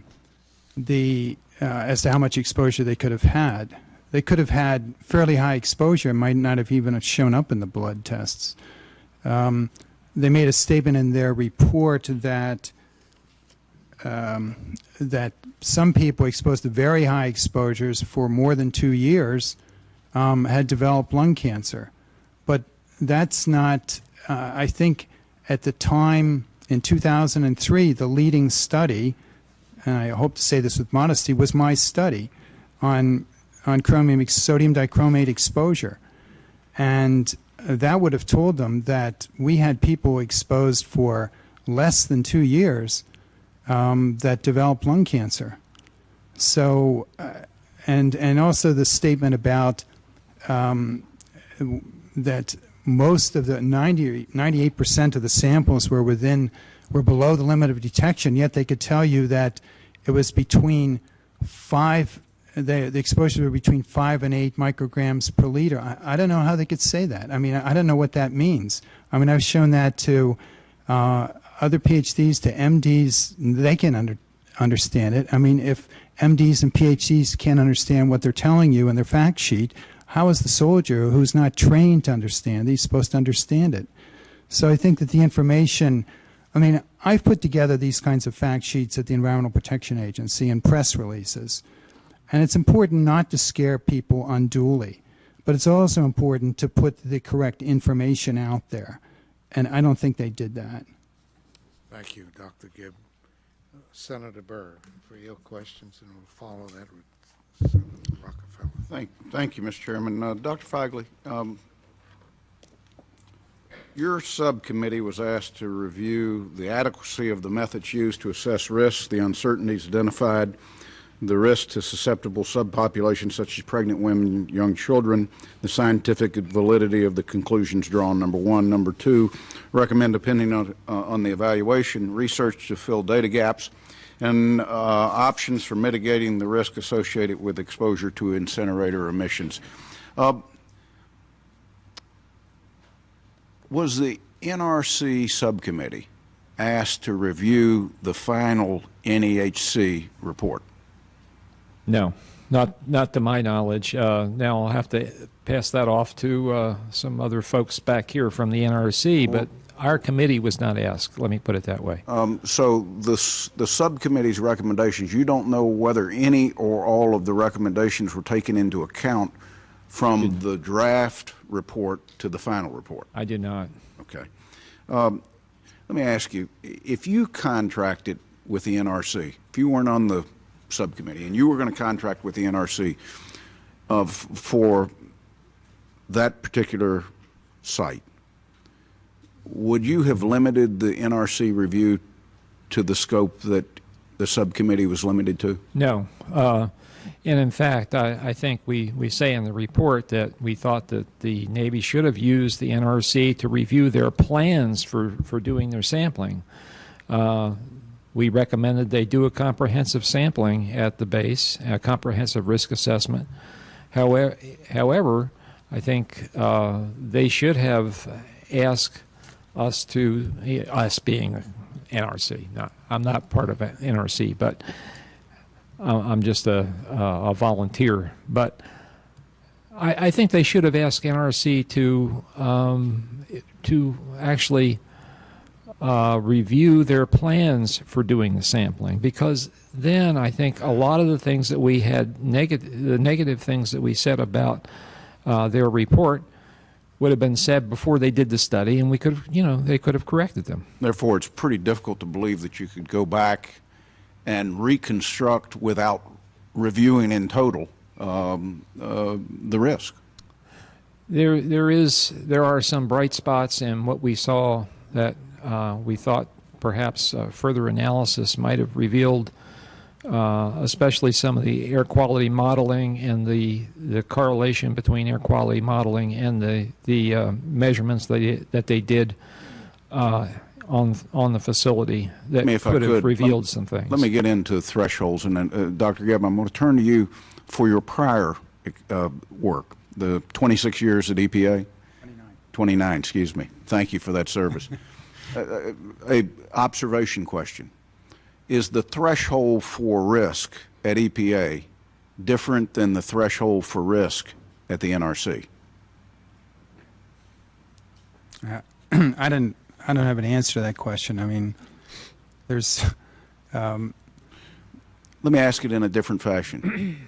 If it were different, would you find that to be a flaw? Shouldn't the threshold for risk at both, which both assess the risk on a human population and U.S. population, shouldn't they be the same?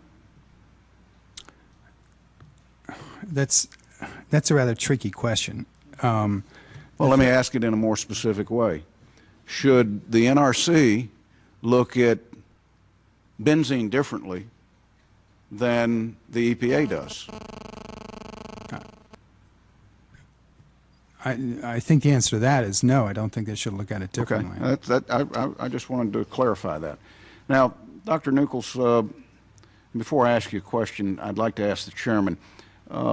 After the NRC Council issued its report on Camp Lejeune earlier this year, other experts, including Camp Lejeune Community Assistance Panel, a group of 5 scientists, and the National Resource Defense Council released documents criticizing the report. I'd like to ask unanimous consent to include copies of those documents in the hearing record. In one of those documents I just mentioned, Dr. Nuckols, it was noted that the National Research Council's hazard evaluation in the Camp Lejeune report, and I quote, did not take into account that benzene and vinyl chloride were contaminants in drinking water at Hadnot Point or Tearaway Terrace. I guess I would ask you, is that accurate, and can you explain benzene and vinyl chloride, what they are and what NRC sees as their hazard? Okay. First of all, hazard evaluation, in my mind, has a very specific definition, and there's a portion of the report that in which a hazard evaluation was conducted. Is that? I just want to make sure that that's what you're referring to. Well, eventually where I'm going to get to is that the basis of what the NRC subcommittee found, and I'm out of your testimony, it says, to evaluate the potential health effects to exposed residents, the committee undertook 4 kinds of reviews to determine what kinds of disease and disorders have been found to result from exposure to TCE and PCE, not to benzene or vinyl chloride. So the obvious thing is, did you take into account, when you're assessing the risk to individuals exposed on the base to the groundwater contamination, the 2 chemicals of benzene and vinyl chloride? In the hazard evaluation that was conducted by a subset of the committee, which I think was in the toxicology subgroup that I mentioned, I do not think that benzene or vinyl chloride were considered. In the overall report, the charge, in my understanding, and I think the majority of the committee, was the underlying words, a causative relationship. The process that we took towards that was, in my group, which is in my summary I pointed out, was to try to make a determination of the extent of chemical contamination, where it was, what chemicals, and so forth. And in the initial work of the committee, a lot of focus was made on PCE and TCE because that had been the principal contaminants, primary contaminants, that were the focus of the ATSDR study and their risk assessments. And so there is can I conclude from what you're saying that you didn't assess in the same manner benzene and vinyl chloride as you did TCE and PCE? It was not included in the hazard evaluation. That I'm fairly certain of that. It was where I was going with my response was that we came across in the exposure assessment group more information about benzene occurring in the aquifer, that there were samples there that would lead us to believe that there was exposure. Our job, if you want to think of it, of that group, that subgroup, was to provide chemicals to the toxicologist and the epidemiologist for their evaluation, and they did, I think, include those, although they were not as rigorously examined as the PCE and TCE. Listen, I'm in full agreement with you. The limitations that were on the NRC are prescribed in what you've been asked to look at, and I think Dr. Feigley just confirmed that in another study. So can I conclude that review of toxicology studies, epidemiological studies, and conduct of a hazard evaluation did not take place for benzene and vinyl chloride in the same fashion, if at all, as TCE and PCE? The procedure that was used by the epidemiologist and the toxicologist was to review published studies of whether there was causation between these chemicals and disease. They left it open pretty much to what was out there in terms of what we knew about the relationship. To my knowledge, both benzene and vinyl chloride were considered in that way. They were not considered in the hazard evaluation that is published in the report. Well, I would only point this out that I think this is at the root of part of the misunderstanding. Was it or wasn't it?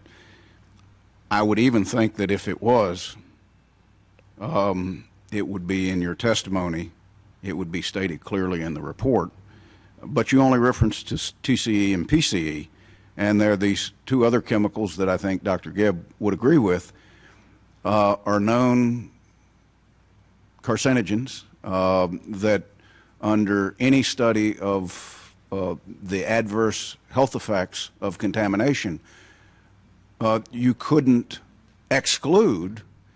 And if you came to a conclusion that they play no part, it would be a meat of the report to explain why, because the EPA's own scientific information says that there is a direct cause to benzene and vinyl chloride contamination. Can I respond to that, sir? First of all, I think that if you, in the report, we do specifically list benzene and vinyl chloride as being contaminants, well, not just present, contaminants of concern. Chapter 2, read the conclusions of Chapter 2. Contaminants of concern. And that there is, in my mind, no place in the report that says these should not be studied. They're not an issue. It's not there. And there is, in fact, information about what studies are out there on benzene and vinyl chloride in, I think it's in the appendix to the study, and that was because, and I agree, it was late coming on board in the time period that we were working on the report as to whether or not it was an issue of concern. ATSDR, in their first risk analysis, said that benzene was not of concern, but I think that one of the important things that's overlooked in this report is that we have identified contamination and chemicals that were previously maybe not looked upon as being primary contaminants of concern at Camp Lejeune. The chairman has shown me great latitude, and if the chairman would allow me to ask one more question, I won't have to go to a second round unless the chairman intends to go to a second round. I will wait. You tend, no, go ahead, Jay. Jay, go.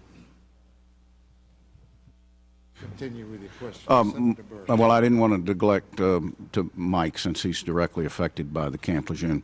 Mike, let me just ask you, what actions would you like to see Congress, Department of Defense, Veterans Affairs do with regard to the exposures you're faced with and others have been faced with at Camp Lejeune? Before I answer that, may I interject something on the previous conversation you were having with Dr. Nuckols? Yes, sir. Dr. Nuckols was referring to ATSDR's work and that they had relied on ATSDR's, he started to say, I believe, the public health assessment. One thing I would like to point out concerning both ATSDR's public health assessment and the work that the National Resource Council did with Camp Lejeune was that they had incorrect data concerning the benzene and vinyl chloride. More importantly, ATSDR in their public health assessment didn't address benzene, and that was one of the reasons why that document was withdrawn from basically public view in April of this year. So they didn't evaluate benzene with the correct data, and that data was not given to the NRC. They even in their tables have the incorrect levels for they omit the July 1984 readings. Now, to answer your question, we would like to see a full disclosure of what transpired at the base relating to the drinking water contamination.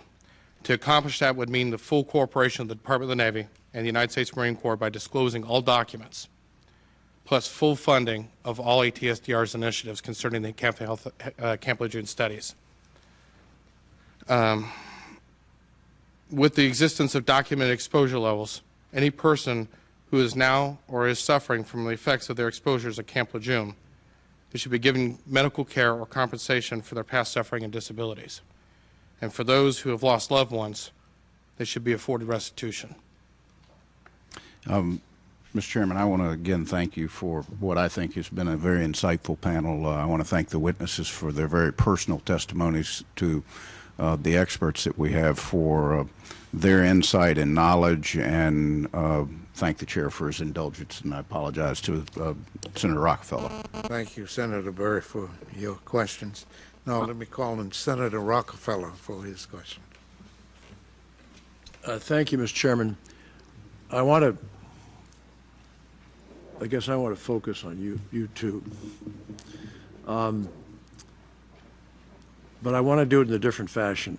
Senator Burr's questions were so good because they were so specific, related to different toxins and the effect and what was included in this study and that study. What fascinates me but angers me so much is that, as I said, and you'll remember this, Russell, at our August hearing, is there such a direct comparison between this and the Gulf War syndrome? The denial on the part of the military, their refusal to not only respond to soldiers whose lives were being shredded, couldn't sleep, couldn't keep marriages, couldn't get jobs, couldn't read newspapers, because they were being told to take a pill which had never been cleared by the FDA for animal use, much less for human use, to protect them from what they thought Saddam Hussein was going to do, and it turned out actually it was the wrong pill anyway. It was for the chemical he didn't have. But that's another matter. But the refusal, I want to get into military culture. Now, I know the military is in the next panel. I'm not going to be here in the next panel. But you're a medic, Russell, and you're a good one, and you've been through this, and you come and you testify, and you tell us what you are going through, and you've seen the letter from Eric Shinseki that he sent this morning. Correct. Which has some promise to it. He says he's going to give full pulmonary tests, and in West Virginia we've discovered all of those people who weren't on the registry or weren't yet found. In Indiana, I'm not sure they have. They have a lot more of them, but I'm not sure they've discovered all of those. But when you got into that situation and you had the orange dust and you're a medic and you've got some stature and you go over to that place and you just lie down and try and give yourself an IV and all the rest of it, it says something about a soldier's well, first of all, it says something about the military's inability to deal with something that might either be embarrassing for them or for which they can't explain because they're busy fighting wars, which is a rather large task. On the other hand, there are people who are doctors and who have medical responsibilities in the military, and they're not fighting wars, they're taking care of soldiers. There's something which prevents, and I've heard this in other sessions about other types of problems, of soldiers taking on the military, even as they suffer. And I want to talk about that for a moment. From your point of view, first of all, I understand the chain of command. I understand that, from my point of view, this is kind of a repeat. You went through this in 2003. Correct.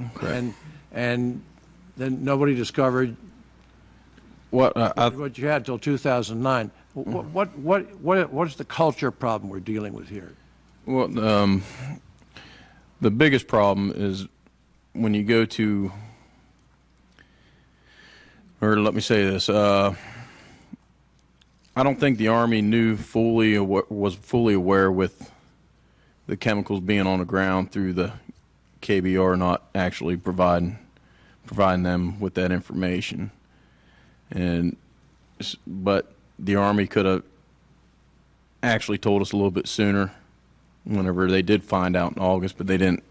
August of 2003, they didn't tell any of the soldiers. And there's still some of the soldiers that I've talked to who are government employees who just found out within a week that they were one of the guys that were exposed to chemicals. And he's a government employee. And they were saying they can't find these gentlemen. And this is the Department of Army saying they can't find them. Well, one of the officers, high-ranking officers from West Virginia, was on aircraft with him. And this was a month or two ago. And still, in that individual, because I can't really tell you what he does for the government, but he was talking to one of our generals, and and he told him that he was in the 1092nd Charlie Company, and the general just didn't say, well, maybe you might want to look at this or look at that. And he was just dumbfounded until we linked up with that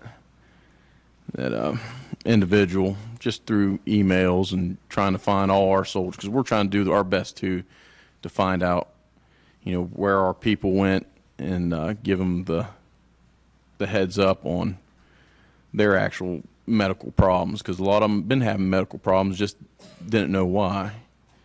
And when you go to the VA or anything like that, and it's horrible, because you say you're a medic, and in a flight medic, they kind of look down to you in a sense, because they say, well, you already know everything, or Mr. Know-It-All, or that's how most of the physicians feel.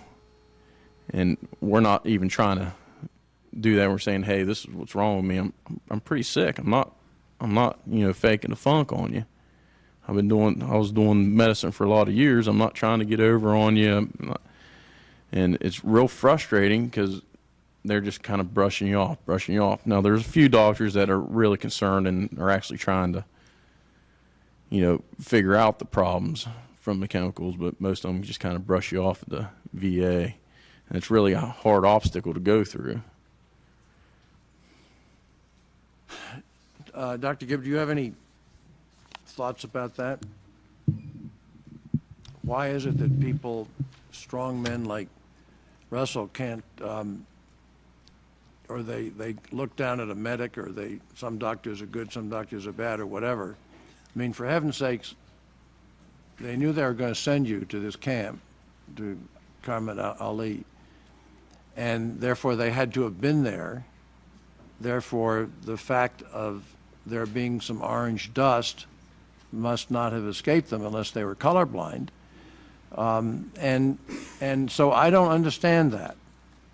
There's a lack of thoroughness or a lack of concern, a lack of care. I mean, if you saw the orange dust, knowing what you now know and knowing what the world now knows 6 years later, it's not very complicated to me. They were entering into a risky environment and chose not to know about it, not to warn about it, not to take steps to clean it up or to do whatever. Now, Dr. Gibbs, I don't know if you have any thoughts on that. I think they had a significant exposure there. I mean, some of the soldiers described looking like orange powdered donuts. And it was all over the ground. Statements of the soldiers at the previous hearing indicated that it was everywhere. I think that, and the bags read sodium dichromate. It wasn't like guessing. So they should have known, and it should have been reported. And again, I don't think there was a good understanding of what sodium dichromate is or what its effects are. So I think there was a significant exposure that should have been addressed immediately as soon as they learned what it was. So I think that there was just I feel like it was dealt with irresponsibly. I can't think of a better word. Let me be a little tougher about it then. Doesn't the military have a responsibility, and particularly when you're not in a huge situation, which varies a lot, like the Second World War, the First World War, whatever. But you've got a particular type of territory where there are certain factors which are common for all of that territory. Basra, I guess, was where you were. And then there's this orange dust. I don't understand that. I don't understand why, if there are doctors who are in charge of the health, are they not in the deployment decision process in any way? Are they left out until somebody does get sick? Is there anybody here who can answer that question? Again, I think that a knowledge of industrial hygiene is critical. I mean, you could recommend pre-deployment physicals and post-deployment physicals and all those kinds of things. But if you don't understand what substances that you're dealing with, those kinds of physicals are not going to get the kind of information that you need. So, I think this was a lack of understanding of the industrial hygiene, the environmental health, and then the follow-up to that was, it was just sort of like, don't worry about it, it's okay. And I think that to me is just, I don't want to say unconscionable, but I think it's, I think this is a very serious substance. This is a very potent carcinogen. This is a very irritating substance. You don't have to look very far to find information about the effects of sodium dichromate. It's not some arcane chemical that we don't know about. We've known about the carcinogenicity of sodium dichromate since the early 1950s, when the Public Health Service did a study of all the chromate production plants in the United States and reported huge lung cancer risks, from the substance and the irritation of it. So it's been known for a long period of time. So I think that the first, not having the knowledge to say, well, we've got soldiers in a facility and they are using this particular chemical. It's called sodium dichromate. What is sodium dichromate? And then you have to take steps to address that. I mean, in this particular situation with the bags, thousands of bags, was it, of 100-pound bags broken open, and the dust blowing all over the place, and everybody reporting orange dust, that should have been cause to say, this is a serious situation. We need to do something right now. And then the follow-up to say, well, you know, sodium dichromate, it's not that bad. You have to be exposed for high concentrations for 2 years to get lung cancer. You know, don't worry too much about it. The blood tests don't show anything. The blood tests, you know, essentially were worthless at that point. Blood tests might have even been worthless even when they were being exposed, because it takes a large amount of hexavalent chromium to show concentrations in the blood. So, you know, I think that the follow-up, the organization going into it was inadequate. The follow-up was inappropriate, and the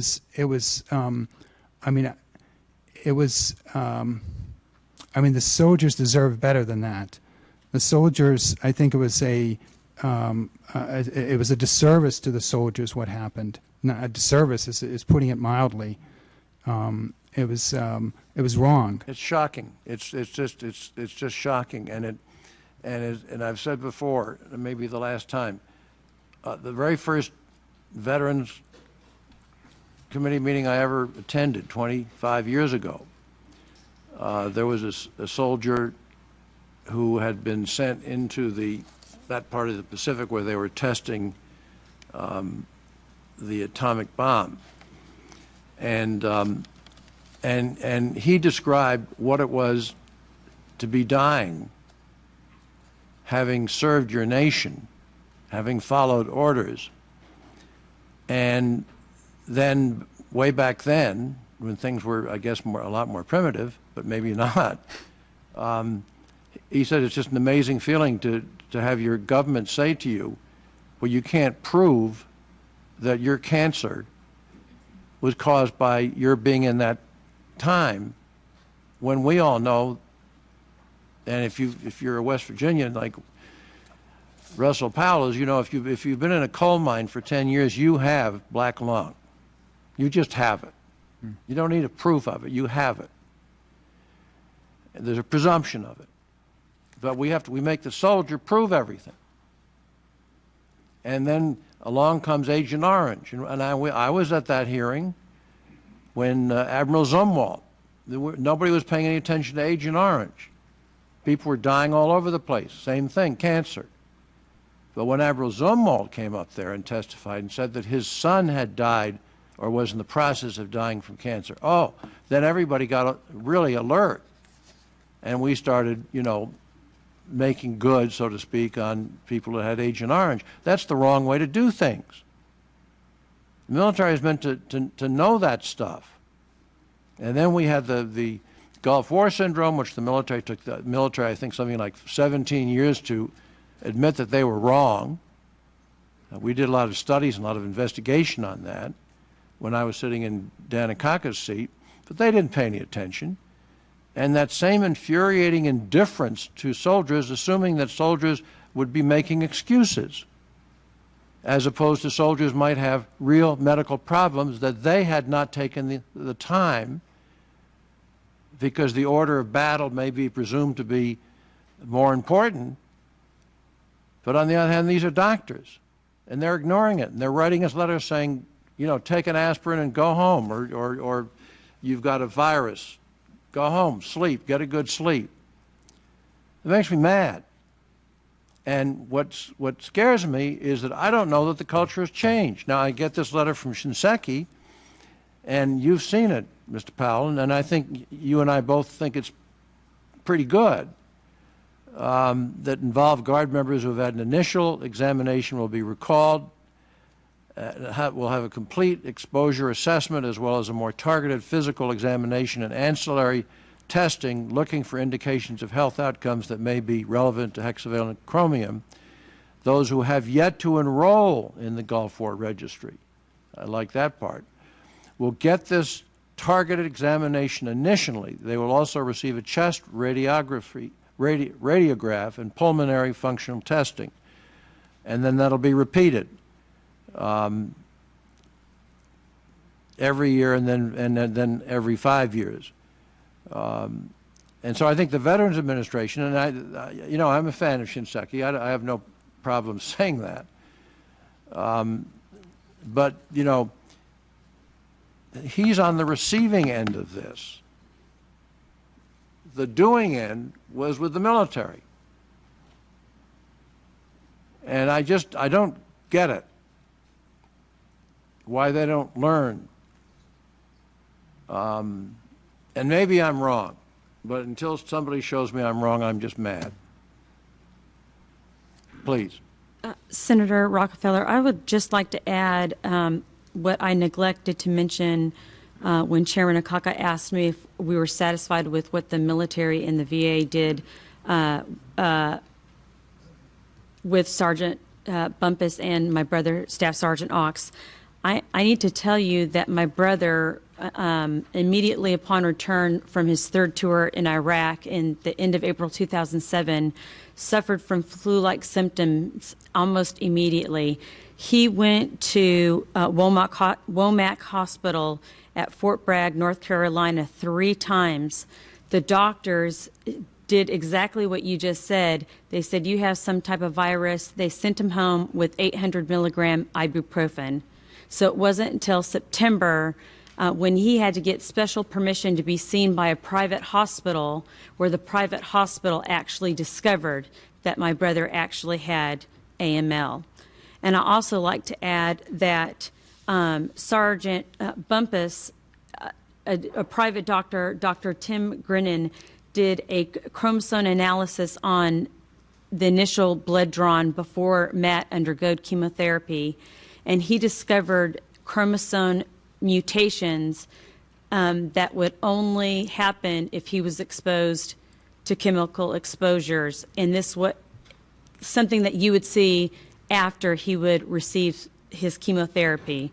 So I just wanted to go on record and let you all know that. Thank you. Well, Mr. Chairman, well, it's just gone flat on 0.00, so I guess I'm in real trouble. But those of us in Congress get military health care. And we go down one flight, or from here, 6 flights to get it. There are a lot of doctors. Bethesda's available to us for whatever. And it would just be sort of nice and sort of important if your family and your friends and your situation and all of you felt like you could get the same thing. I have no reason to understand there's anything that we're doing here which is more important than your loved ones were doing and that you are doing in terms of the welfare of a nation. Please. I think when a soldier finds themselves in a combat situation, there are a lot of unknowns and some of the things you can't anticipate. But in the group that I've taken care of, there was a clear danger after it was identified, and I thought that there was dissemination of inaccurate information to downplay what happened. For example, there was a memo sent out to the soldiers exposed for the 101st Airborne that said sulfur dioxide is not a problem. It has no known serious side effects, and it's not a carcinogen. They had measurements that the levels were toxic well above the military's baseline of 13 parts per million, and they had them as high as 120 parts per million.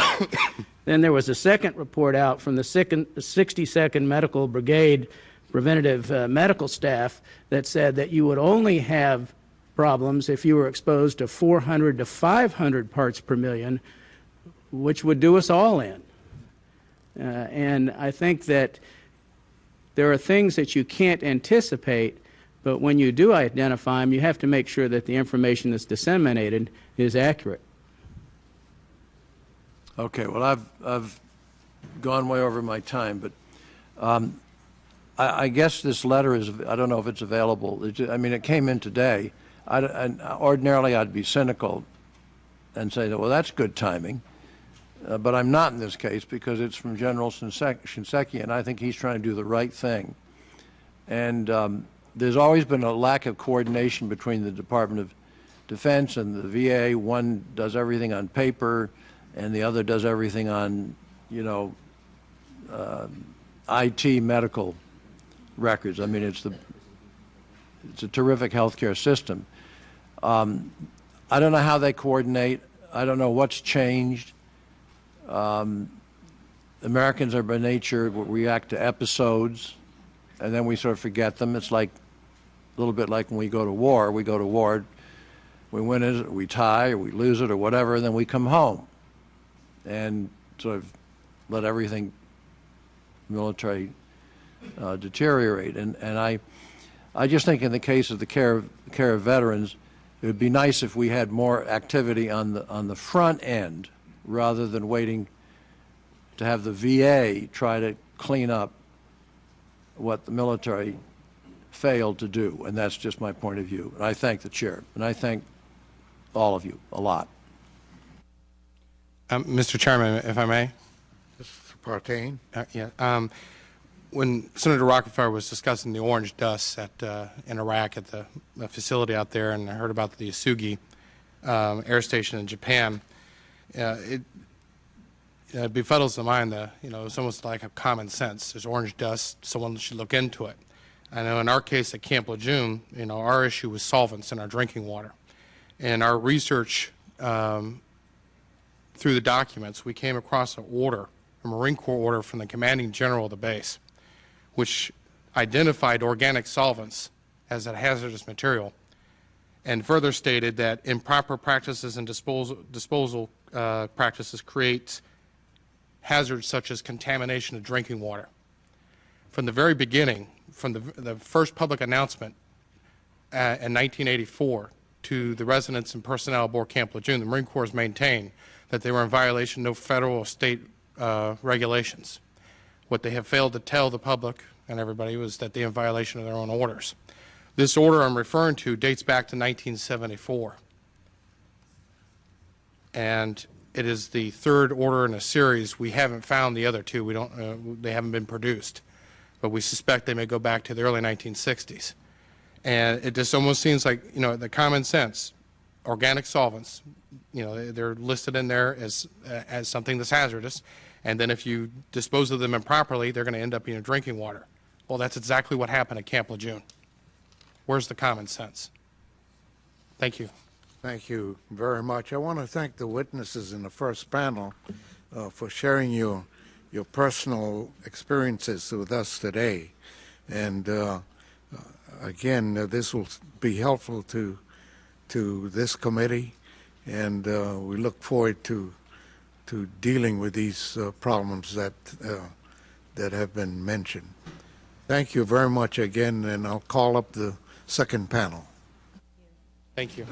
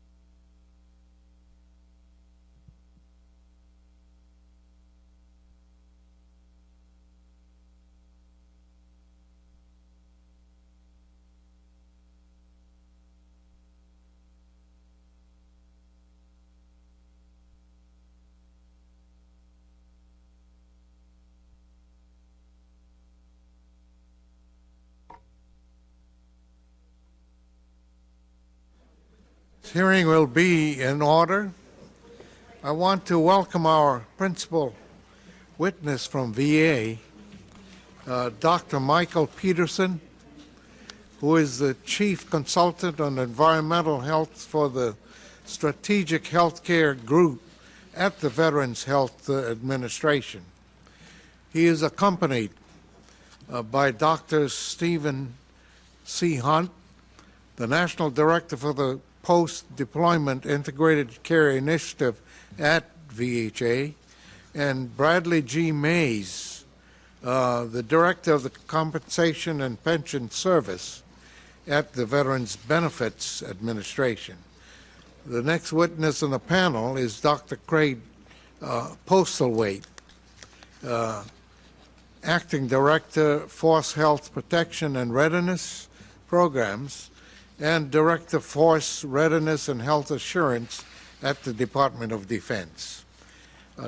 Next, we have Dr. Paul Galuli, who is the Public Health Assessor at Navy Marine Public Health Center.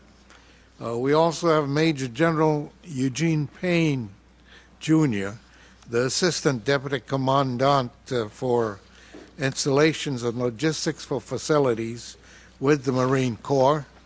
Our final witness on the second panel is John Resta, Scientific Advisor, U.S. Army Center for Health Promotion and Preventive Medicine.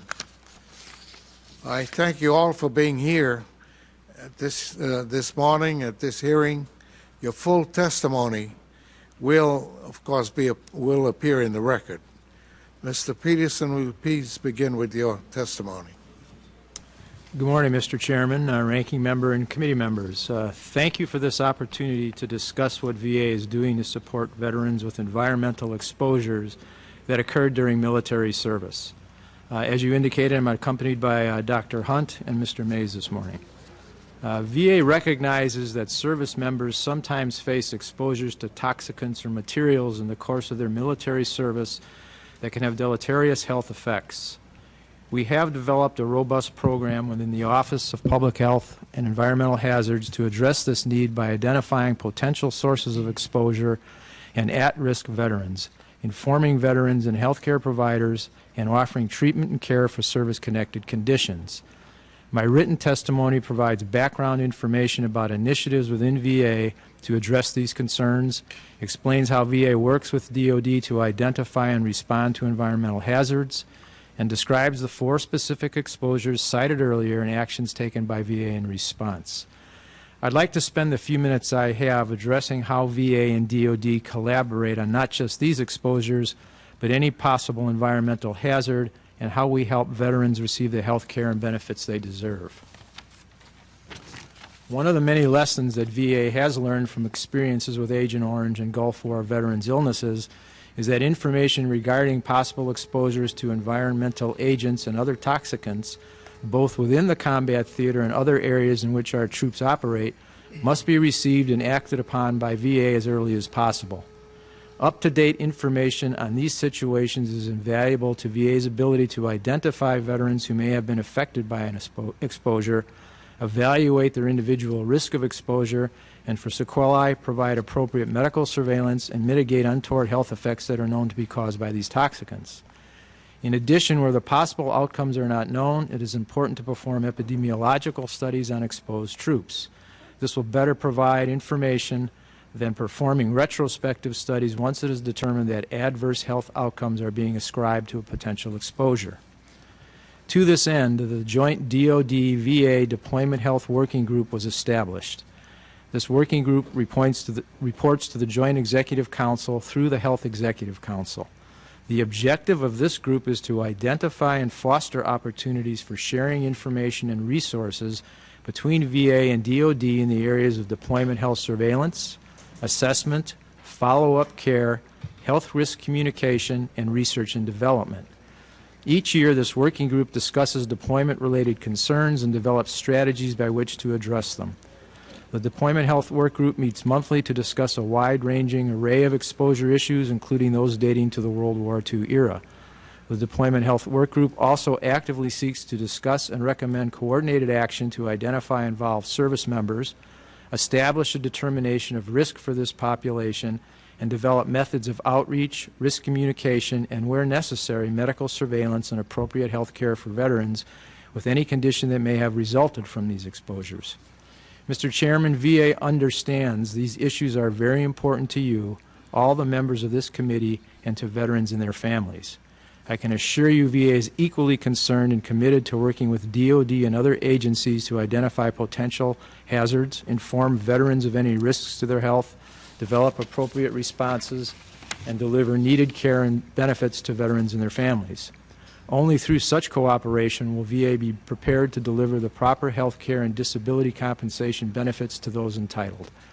Before I conclude, I'd like to tell you about a new study currently underway that VA is conducting to help assess and identify the environmental exposure risks faced by this latest generation of veterans.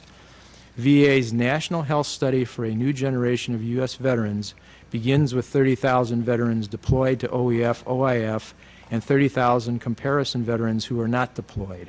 This study includes veterans who served in each branch of service, representing active duty, reserve, and National Guard members. Women are being oversampled to make sure they are represented and comprise 20% of the study. The study compares the deployed and non-deployed veterans in terms of chronic medical conditions, TBI, PTSD, and other psychological conditions, general health perceptions, reproductive health, pregnancy outcomes, functional status, use of health care, behavioral risk factors, and VA disability compensation.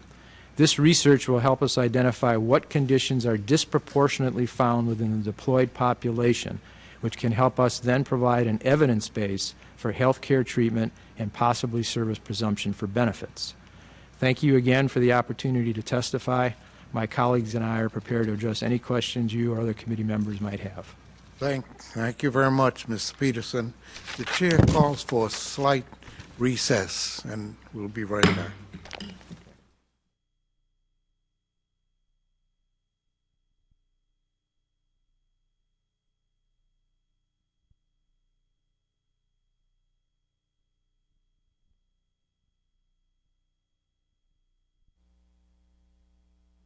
The hearing will come to order. And now I call for the testimony of Mr. Postlethwaite, Dr. Postlethwaite.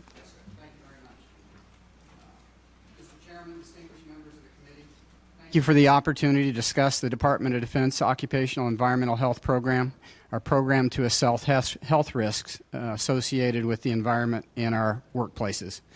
I'm Dr. Craig Postlethwaite, Acting Director of Force Health Protection and Readiness Programs for the Assistant Secretary of Defense for Health Affairs.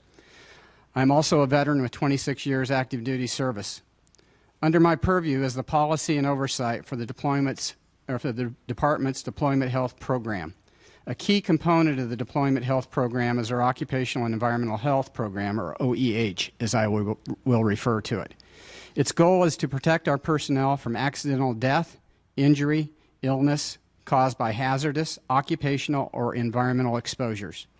This includes preventing or minimizing short-term health effects, especially those severe enough to interfere with mission accomplishment, and also any long-term effects that may affect our service members' health and quality of life in the years to follow. To prevent or limit hazardous exposures, both in peacetime and in deployed settings, the Department applies a rigorous risk management program. Mr. Chairman, the Department's many fine OEH professionals take their responsibilities seriously and are fully dedicated to protecting and preserving the health of our personnel by identifying hazards, ascertaining the significance of those health hazards in terms of risk, determining appropriate controls, and communicating the risk information to commanders and affected personnel. Since 2001, our OEH professionals have collected over 17,500 individual environmental samples throughout the U.S. Central Command Theater of Operations, including nearly 10,000 in Iraq, more than 3,500 in Kuwait, and over 3,300 in Afghanistan. In the vast majority of cases, these samples indicate that U.S. personnel are not experiencing any exposures that would put their long-term health at risk.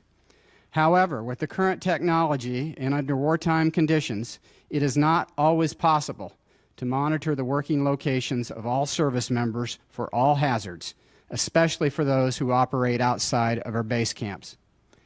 While our focus continues to remain on exposure prevention and control, we realize that some hazardous exposures can and will occur despite our best efforts. And unfortunately, some individuals may develop short-term or long-term health effects as a result. First and foremost, we want to ensure those affected individuals get the very best care and treatment they are entitled to through the military health system and the VA. Secondly, these fine veterans have our profound sympathies for the pain and suffering they and their families experience. They've earned our sincere gratitude for their service. Our Department of Defense Occupational Environmental Health Instruction, DODI 6055.05, requires DOD to share hazard and exposure data with the VA to assist in the adjudication of veterans' disability claims. Such records also are valuable in establishing diagnosis and proper treatment. To ensure that VA is aware of individual hazardous exposures, all exposure-related information is to be entered into each individual's medical record, so it will be available to the VA at time of treatment or claims adjudication. Once the DoD electronic exposure record becomes a reality, and I discuss that more in my written testimony, hopefully it'll be in the next few years, these will also be made available to the VA. For a number of years, the DoD and VA have collaborated through the DoD and VA Deployment Health Work Group, as Dr. Peterson mentioned. We use that forum to share on a frequent basis information related to exposures.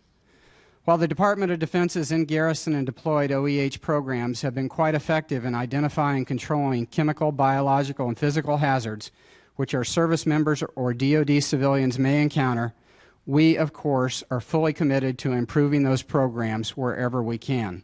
Mr. Chairman, thank you for the opportunity to discuss the DoD's OEH program today. I appreciate it.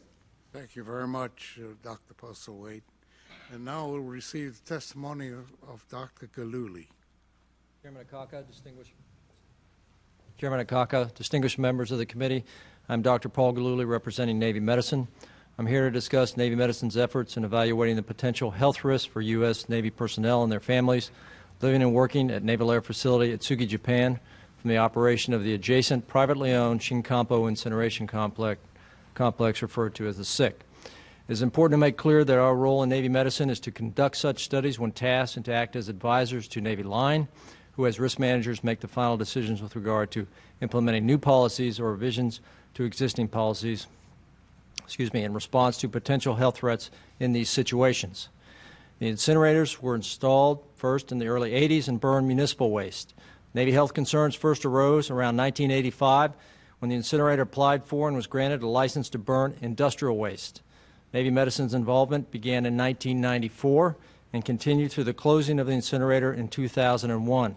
Following the closure of the incinerator, we completed a comprehensive health risk assessment report in 2002.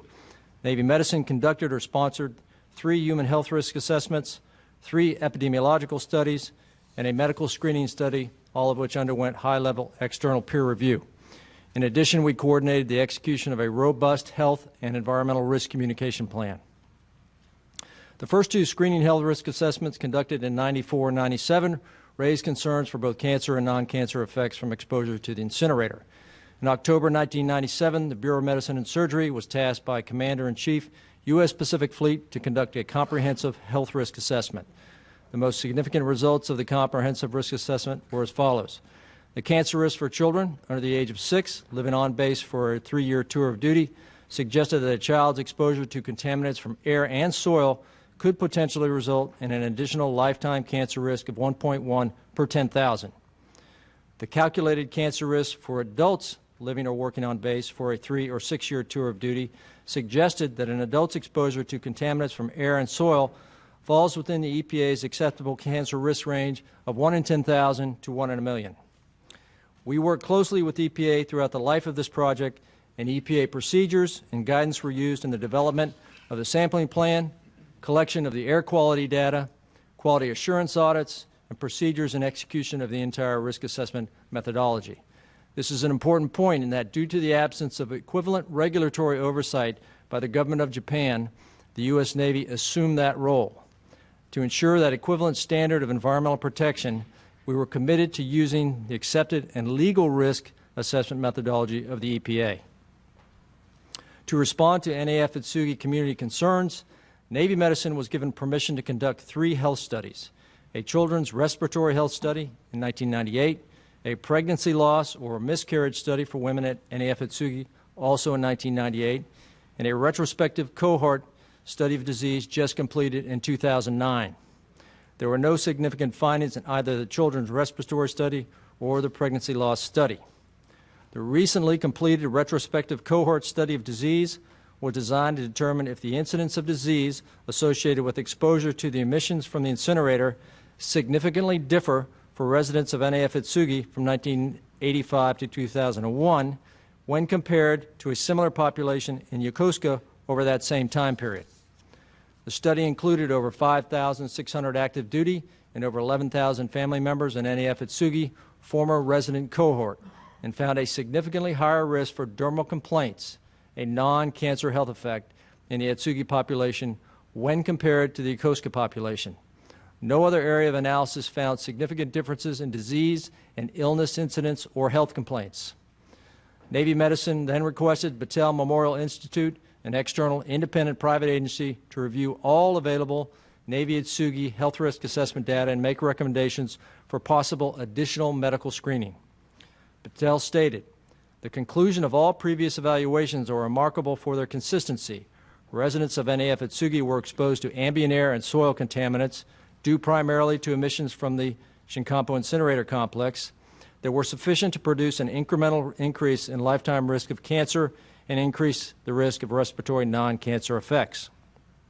However, since the incremental risk was relatively small, it would not be scientifically meaningful to provide broad medical screening for all potentially exposed personnel."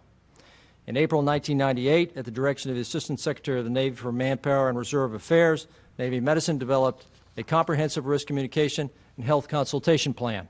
This plan addressed the means for providing information to the community, established procedures for providing formal risk communication to everyone on board NAF Atsugi and personnel negotiating orders to Atsugi, and implemented health consultations and documentation describing the potential exposure conditions at NAF Atsugi.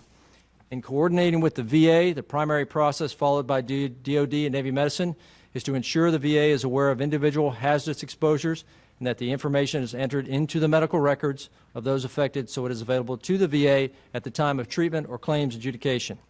This process was initiated for NAF Atsugi-based residents beginning around 1995 to 1998 timeframe and continued until the incinerator closed in 2002. In June 2009, following a brief by Navy Medicine, the DoD VA Deployment Health Working Group agreed the VA would receive a list of all effective active duty personnel stationed at NAF Atsugi from 1985 to 2001. This collection of information will aid in any future outreach or surveillance activities for this population as indicated.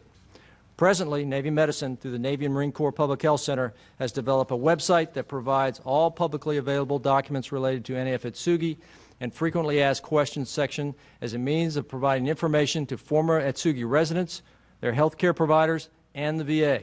This website also has a link allowing any VA medical care provider the opportunity to contact a Navy physician directly for any additional information on health issues related to the NAF Atsugi exposures. Mr. Chairman, distinguished members of the committee, thank you for the opportunity to share with you Navy Medicine's efforts in evaluating exposures from the incinerator at NAF Atsugi. Thank you very much, Dr. Galuli, for your testimony. And now we'll receive the testimony of General Payne.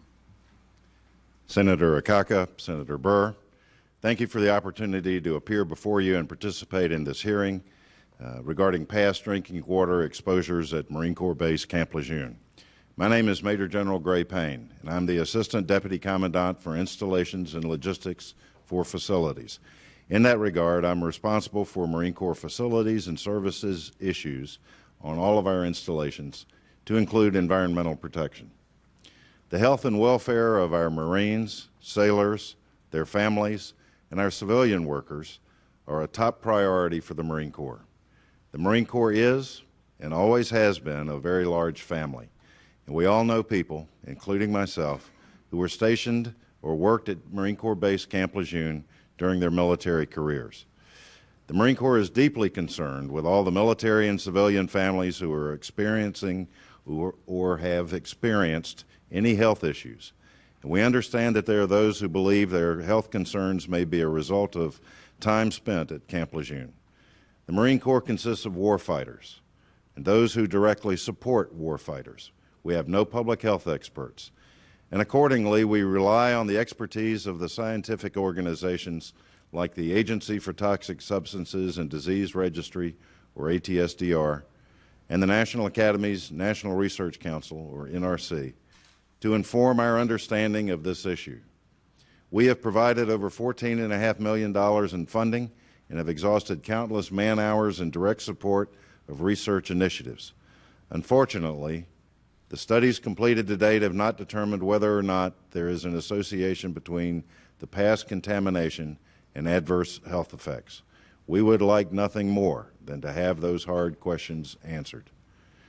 So we will continue to support and cooperate with the Department of Veterans Affairs, the ATSDR, and the NRC in an effort to get answers for those of our Marine Corps family who may have been exposed to volatile organic compounds in drinking water at Camp Lejeune in the past. Sir, you have my written statement, so in the interest of time, I will conclude my remarks, but I'm certainly available to answer any questions you may have. Thank you very much, General. Mr. Rester, your testimony, please. Good afternoon. Senator Akaka, Senator Burr, thanks for the opportunity for me to speak today about the occupational and environmental health exposures in military operations. My name is John Resta. I serve as the scientific advisor for the U.S. Army Center for Health Promotion and Preventive Medicine, also known as the CHIPM. Workforce at the CHIPM is dedicated to keeping soldiers healthy. One of our primary responsibilities is to provide deployed commanders assistance in identifying, assessing, and countering occupational and environmental health hazards.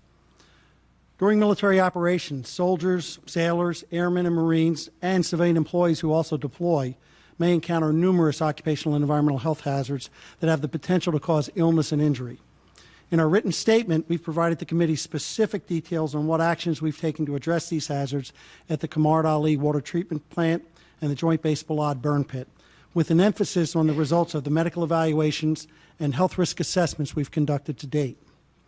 These risk assessments have relied on numerous medical examinations, clinical lab tests, exposure questionnaires, and thousands of occupational and environmental samples. At Qarmat Ali, we concluded from the medical evaluations conducted on the soldiers and Department of Army civilians who served at the site during the assessment period that no significant exposure to sodium dichromate had occurred.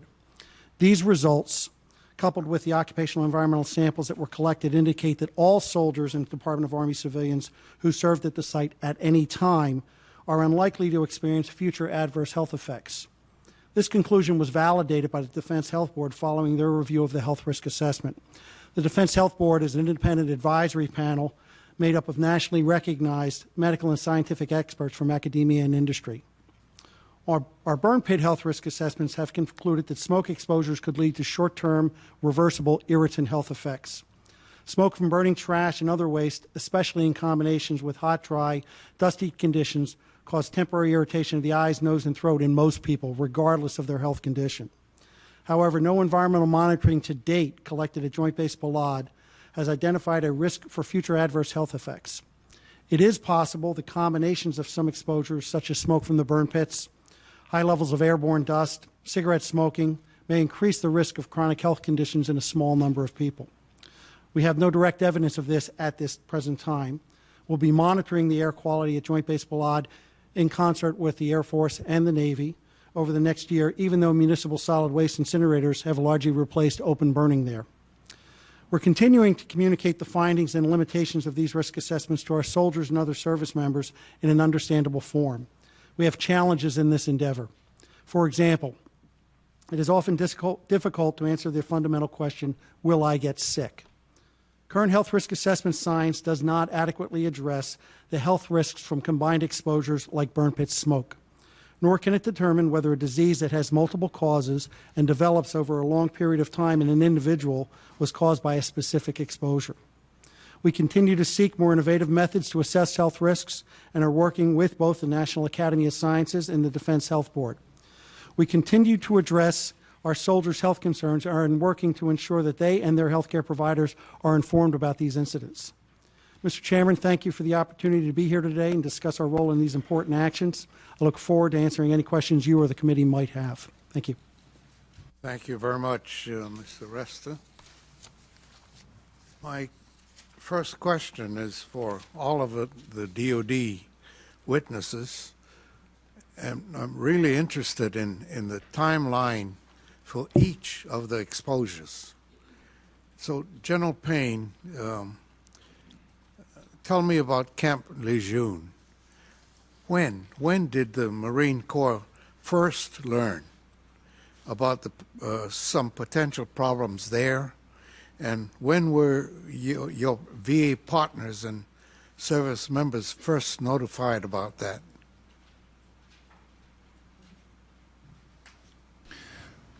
Sir, there was an indication, I am told, in approximately 1979 that there were VOCs that were interfering with the testing of the water. But our ability to determine the specific chemicals involved took several years before we were able to do that. And once we found out the specific chemicals, the specific wells, we began shutting down those wells in late 1984. The first notification was through the base newspaper. And I have no idea, sir, why that route was chosen. Looking back from 2009, it seems to me to be a very inadequate response and an inadequate notification, quite frankly.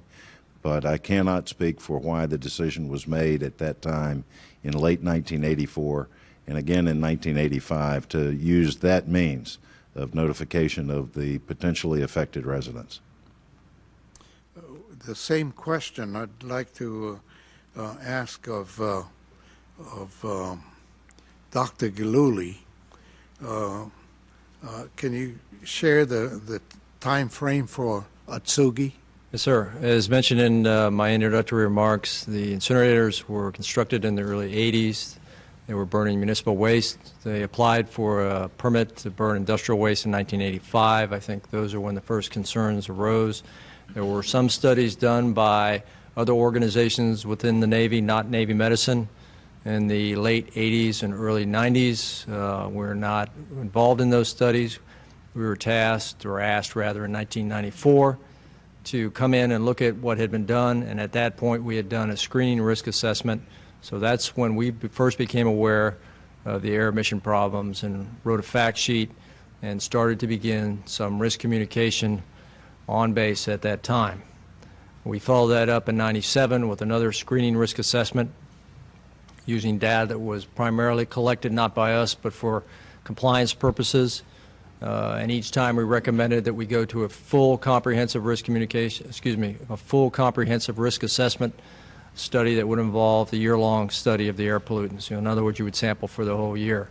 As you're aware, the Department of Justice filed suit, I believe in '99, 2000, against the incinerator complex, and it was closed in 2001. When was your VA partners notified about this, or the other service members? Pardon? Could you repeat that, please? I didn't hear that. When was? Yes. When was this information passed on to VA? Well, to my understanding, this year, in fact, there was a formal presentation to the VA about the Atsugi retrospective cohort epidemiological studies. So I think, to my knowledge, that's the first formal presentation to the VA. Yes. Mr. Resta, your timeline on Qarmat Ali and the burn pits, when did the problems come to light, and when were your service members and VA notified? For Qarmat Ali, the problem, my organization became aware of it on 15 September 2003 when we were contacted by a Coalition Land Force Component Command, also known as CFLIC. CFLIC on this, about the same day also put the site off limits for all U.S. military personnel. We deployed and arrived on 30 September and started our field work and completed our study in November 2003 and published a report which was classified at the time in accordance with guidance in January 2004. Between 2005 and 2007, there were several informal contacts between members of my organization and various physicians within the VA asking questions. The first formal data transfer was of the classified report in December 2008, and then we subsequently prepared an unclassified report which was provided to them in January of 2009. In terms of burn pits, our first indication for burn pits occurred in 2004 at Camp Lemonnier in Djibouti on the Horn of Africa, where we conducted our first study. We identified the risks at Balad as part of an occupational environmental health site assessment in the 2006 timeframe, started conducting environmental sampling there in 2007. That environmental sampling it continues with certain periodicity today. And we started providing, again, informal, at the technical level between physicians, information on that probably as early as 2007, and have provided formal information to the VA in, if I'm not recalling, in May of this year. They've gotten all the data to date that we have, all the sampling data that we have on Joint Base Balad to date. Thank you. Well, let me ask Dr. Postlethwaite whether if you have any further comments on this. I think the timelines are accurate, sir. I have nothing to add to that. Dr. Peterson, what happens when information about exposures arrives at VA's doorsteps? And Dr. Hunt, how do you begin to assess the health of a veteran who has served in an area where an exposure is known to have occurred? Mr. Chairman, I would reference back to my earlier opening statement about the DoD VA Deployment Health Work Group. And as other witnesses have explained on the DoD side, that has become the venue in the last few years of both discussions related to exposures and a venue for the transfer of information to include things like lists of potentially people exposed. When through that working group the VA is notified, we have a discussion with others at the health work group and internally to VA concerning the appropriate course of action. What do we feel based on work done by DoD up to that particular period of time in terms of exposure, how much of a risk is there? We identify methods by which to communicate with both veterans and providers that the exposure has occurred and what they need to be concerned about from a provider's perspective, from the perspective of care, and where necessary we begin to conduct medical surveillance and provide appropriate health care as authorized under statutory authority. I think Dr. Hunt can provide us a very interesting perspective in terms of what you've asked him to do and also to kind of balance out what I said in terms of when that information is provided to our providers in the field and veterans are aware and come in asking questions, how those questions are addressed and how the care is handled at that point. So I'll ask Dr. Hunt to address that. Dr. Hunt. First, I would like to thank the chairman and ranking member for the invitation to come speak with you today, as well as the staffers. I commend you on the work that you're doing. I feel like I'm sitting here with 3,000, 3,500 veterans that I've seen over the years. I'm a primary care physician, occupational environmental medicine trained, and have done many hundreds of Gulf War registry exams, Agent Orange exams, Project Shad exams, ionizing radiation exams. And I've sat with many of these veterans and feel like I will try to represent today their needs and their experiences. I can't get the stories out of my head that Stacy told today and Laurie and Russell. I think of Senator Burr's friends, Jerry and David. Day in and day out, I sit with these individuals that have concerns about environmental agent exposures. I feel like there are two very important kind of paths that these situations take. If we have a situation like Qarmat Ali, Camp Lejeune, where we have what seem to be fairly clear exposure incidents, I feel like we're putting in place, both through the work in the DoD and CHIPM and the Office of Public Health and Environmental Hazards, with our risk centers, a very nice approach that I wish Senator Rockefeller was still here, because it's still not where we want it to be, but we are really moving in the direction of being able to take care of these incidents in a way that is more quickly provides relief for these veterans and their families. Many of the people that we see, and I think of Senator Burr's comments, that situations where we still don't have the answer, or situations where we're waiting for science. Tuesday, going to clinic, I ran into a Gulf War veteran that I hadn't seen for 6 or 7 years. I'd done his initial Gulf War registry exam back in 94, 95. Hadn't seen him for a long time. He was doing great. He'd been down to Florida. He's been seen in a VA down there. We had a short chance to talk, and I thought, he's really doing well, this fellow. When he first came in, he had medically unexplained symptoms, as 20% of the veterans from the first Gulf War did. We still don't know exactly what that's about. We still don't fully understand it. But what we do know is that there are many things we can do to help these veterans before we fully understand everything that's going on in terms of direct associations between exposures and health problems. So I guess to answer your question, what we try to do when a veteran comes in is to, first of all, acknowledge their service, acknowledge their sacrifice, take a step back from the chief concern about the exposure and the health concerns, and reassure them that we'll be spending time on that, but to take a step back and look at the greater context of their needs and their situation, particularly combat veterans. These exposures in combat particularly are part of a very complex matrix of exposures that have to do with environmental agents and psychological traumas and sleep deprivation and all the other potentially deleterious experiences a person has in combat. So we try to assess kind of the full spectrum of risk that this person has been exposed to. We try to put the assessment of their environmental exposures in the context of that overall risk.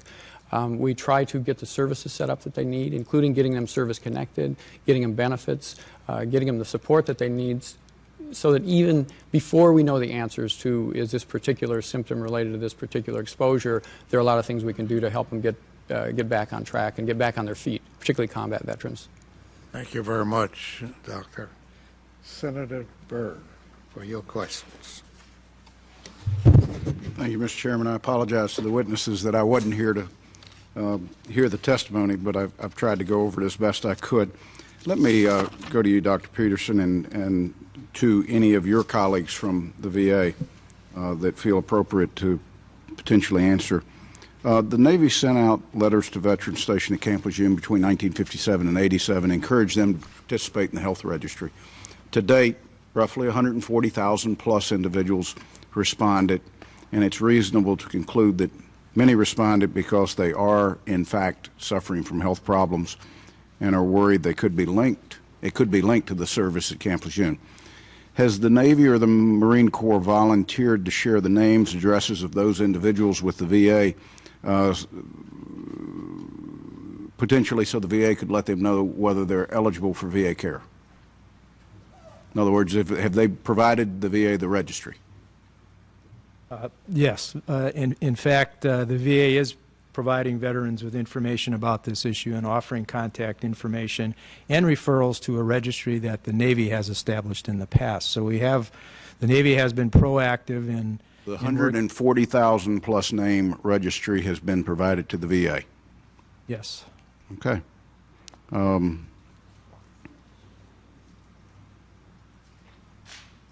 Has the VA proactively gone after those 140,000 individuals to counsel them relative to their potential benefits within the VA system? We make the benefits aware to all of our veterans through a variety. We have not specifically targeted that group. What's happened coincidentally with working issues like informing our veterans and going after them and indicating what benefits they're so they available to them. We've also responded to a Navy Corps notification that they were at Camp Lejeune over a period of time where they were potentially were exposed to toxic substances in the water. That list of people who responded and said, I acknowledge I was there, I might have a concern, has been supplied to the VA, but we don't do anything proactive from a standpoint of the VA to reach out to those individuals. No, we do reach out proactively. Well, I guess the point I'm trying to make is while we're in the process of beginning to do that, we're also finding out that the National Research Council has produced a document, as we talked about earlier on the first panel, that indicates from their findings that we need to move forward in terms of research. Having been accomplished, there is no more research that indicates any more studies need to be done. This is a finding of the commission. Now, Dr. Peterson, I don't want seriously. I do not want to get into the NRC results with the Veterans Administration. I look at the VA from the standpoint of the agency mandated to provide service, right? Healthcare service specifically, and you've thrown me a curveball because the VA says and the Marine Corps says they've never. The Marine Corps says they've never given the VA registry, and the VA says they've never gotten the registry. For you to tell me that you've got the registry is something new. Okay, Brad, did you want to add? Mr. Mays, would you like to clarify that? I think I turned it off there. I'm not aware, and I can speak for what we've done in the Benefits Administration, that we specifically have the names to conduct the outreach. We have been made aware of the situation at Lejeune. What we've done on the benefits side of the house is we've gone out and tried to make our field personnel sensitive that you're going to start seeing veterans coming into our regional offices. Let me ask a real specific question. Yes, sir. To whoever would like to take it. Have you taken whatever list you think has been provided for you and compared it to the veterans that are enrolled within the VA system to see who might already be enrolled receiving services from the Veteran Administration, where it would be extremely beneficial to that veteran for their doctor to know that they were potentially exposed to toxic substances at Camp Lejeune in their treatment? Sir, the short answer is I don't think we have the registry with all of the names. So to my knowledge, we've not matched that up. Well, let me go to the logical next question. Yeah, I know what it is. Isn't that essential to the performance of your job, the delivery of health care to individuals? Just if we limit it for a second to the ones who qualify for VA benefits. I mean, Dr. Hunt, I know exactly what you were saying earlier. Having as much information about the individual you're treating gives you specific insight as to the treatment therapies that you might pursue, knowing where they were exposed to the same thing. If it's one place versus the other, might give you insight based upon others you've seen.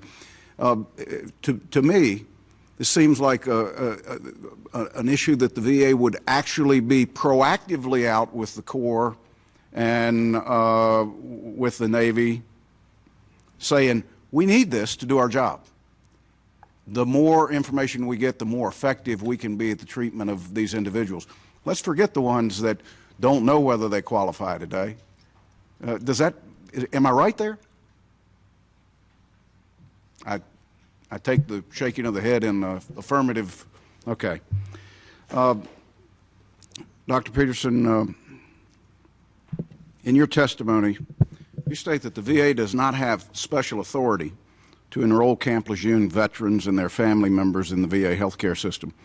As you know, I've introduced legislation that would explicitly authorize the VA care for veterans and family members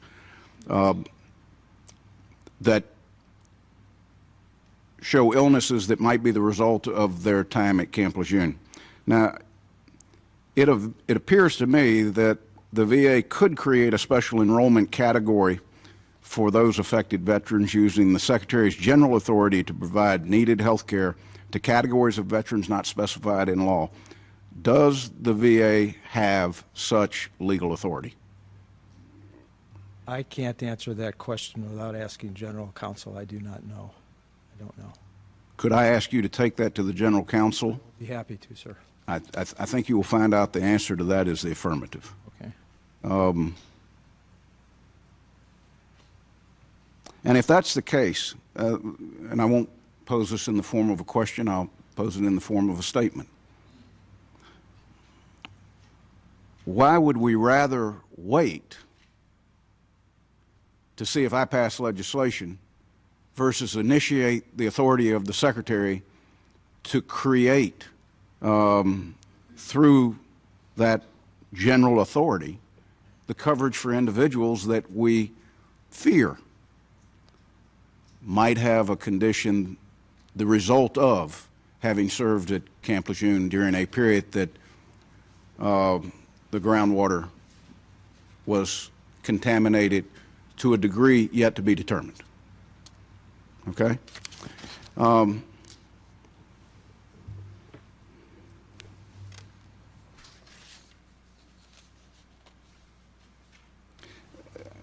Mr. Mays, I cut you off earlier, and this question might go at the heart of it, and I'll let you answer in a complete statement. If veterans who have evidence that they were stationed at Camp Lejeune, have evidence that they have one of the diseases that might be the result of that contaminated water, how does VA evaluate a disability claim for an individual in that might fall into that matrix? Yes, sir. I think I understand the question. At the present time, we need evidence, of course, that they have the disease, and then we would put them at Camp Lejeune, which we would certainly not question if they were at Camp Lejeune during the affected period, that they were clearly exposed to whatever was in the water. They would be drinking and bathing and using the water.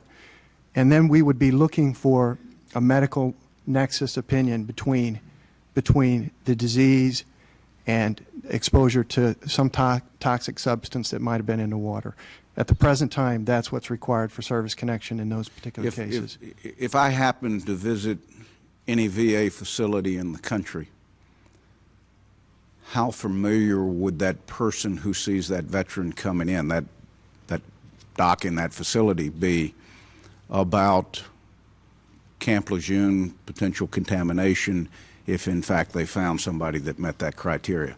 Would the average person out there even know anything about it? The average adjudicator out there should know about it, Senator. We have a monthly call with all of our field managers that manage those veteran service centers that adjudicate those claims. And it was in June that we made all of those managers aware that that this was an issue.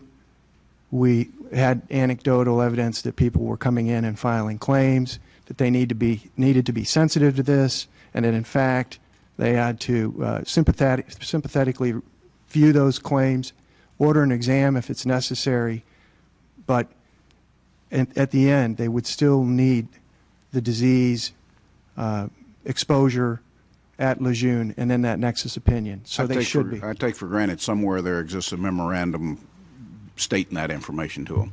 Sir, we have not put it in a formal, what we call a fast letter, which would be guidance.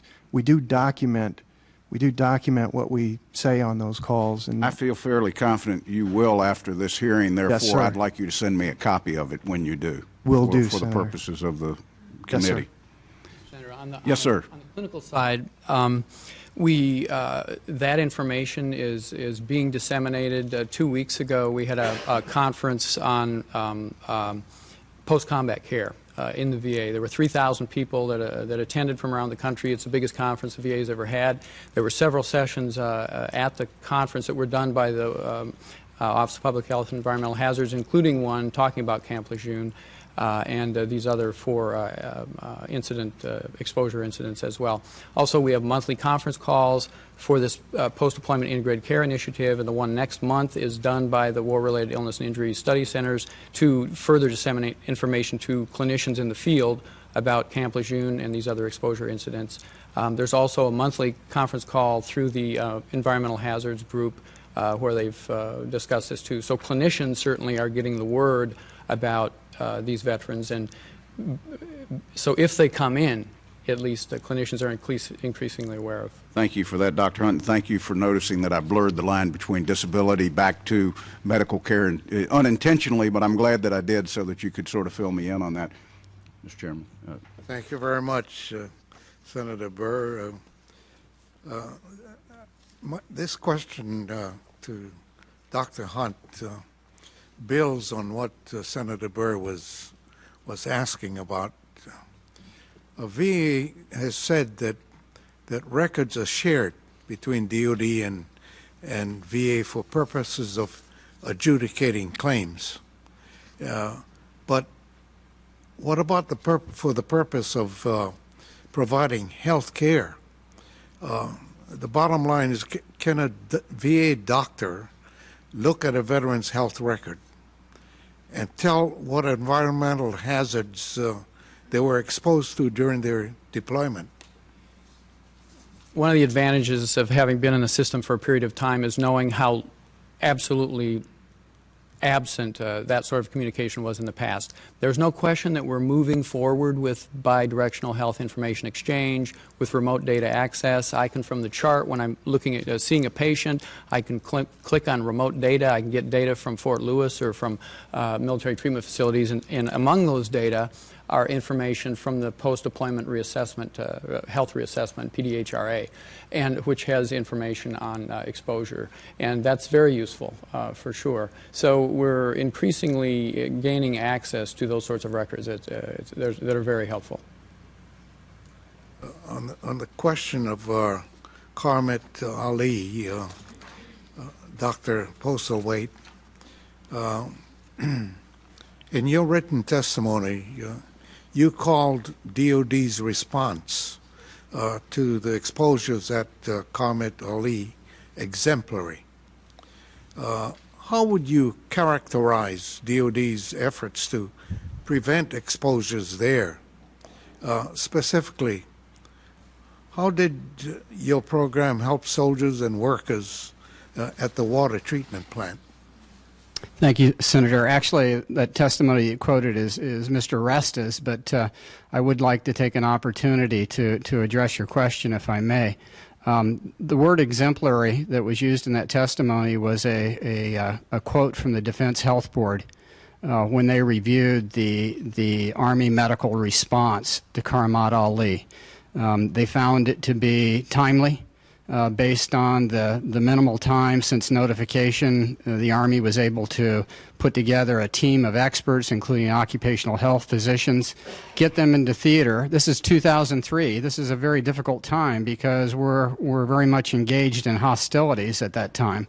This is out away from a base camp where there's lots of protection. But nevertheless, the leadership said go for it, and they were pulled in very, very quickly. The environmental assessment was done very quickly, as well as the medical assessment, and we felt like under very extraordinary circumstances that was a very timely response. Dr. Postlethwaite and Mr. Resta, Dr. Gibb stated that the symptoms that have been reported by soldiers and civilian workers at Qarmat Ali are consistent with what has been experienced by other workers similarly exposed. He also said that blood samples were not taken until 1 month after remediation measures were taken to limit the exposure. And that kind of delay does not allow for an accurate measure of exposure. How confident are each of you that you have properly identified service members' risk of exposure at Qarmat Ali? This is a very complex situation with Qarmat Ali, Senator Akaka. Again, 2003, when this occurred, the Army came in very quickly, did the assessments on the individuals that were currently assigned there at Qarmat Ali, became aware of some units that had been there previously, felt after the environmental assessment was done, taking a look around the area, interviewing the troops. And during that time, I think as is in the reports that you all have read, there were some symptoms noted primarily related to dried nasal membranes and upper respiratory kinds of symptoms that would be very consistent with the desert environment. At that point in time, the team had no knowledge at all of these severe effects that have been coming out in the media over the last year since KBR raised these issues. That was not brought up at the time. So based on the information that was available when those assessments were done, including the blood chromium, which we felt was the correct test because it measured the chromium in the red blood cells, which stays around longer, the hexavalent chromium, than you would find in the serum. Based on symptoms, based on the physical exams that were given, and based upon the blood samples that were drawn at the time, we felt very confident that we had fully assessed the situation and that there were no reasons to suggest long-term health effects. As I said, we now have additional information, and we are certainly reopening our book on this to take a closer look, and we're very interested in what the VA physical exams will show for these individuals to see whether those health symptoms that they're experiencing may be consistent with these exposures. So this caught us very much by surprise because we didn't have all that information. We had an individual this morning, the medic that spoke to us, who indicated that he took care of treatment for a number of the people in his unit, which it's very valiant of him, but it may have prevented some of that information related to health effects from actually getting back to the medical facility where people could start putting two and two together to identify a real problem. So there are a lot of complex issues to this that aren't easily navigated. Mr. Ressler? If I could just add a few things, sir, is that the physician that ran this response is a board-certified occupational medicine physician who works in industrial situations for the Army and is well-versed in occupational medicine. Through his physical examinations and ancillary testing, not solely blood chrome levels, but including pulmonary function test, chest x-rays, and things like blood and urine and liver functions and the like that are outside of my area of expertise, he concluded that the symptoms that veterans or soldiers at that point were complaining about, the signs that he observed were not consistent with hexavalent chromium exposure. Dr. Gibbs' testimony had a few factual errors in it, which makes me believe we need to share some information with him. The blood chemistries that we did for hexavalent chrome, 73 of 135 were less than the level of detection, which was 0.5 micrograms per liter, not 5 to 6 micrograms per liter, as he testified. 21 of 135 were in excess of 1.0 micrograms per liter with a maximum detected of 8.7 micrograms per liter. And these are all well within U.S. national averages. At the time we were using a national average range of 0.1 to 10 micrograms per liter. But the blood test alone, just to clear up, the blood test alone was not the sole determination of whether or not a significant exposure had occurred. It was predominantly the physical examination by the occupational medicine physician. And so that's I just wanted to clear that up.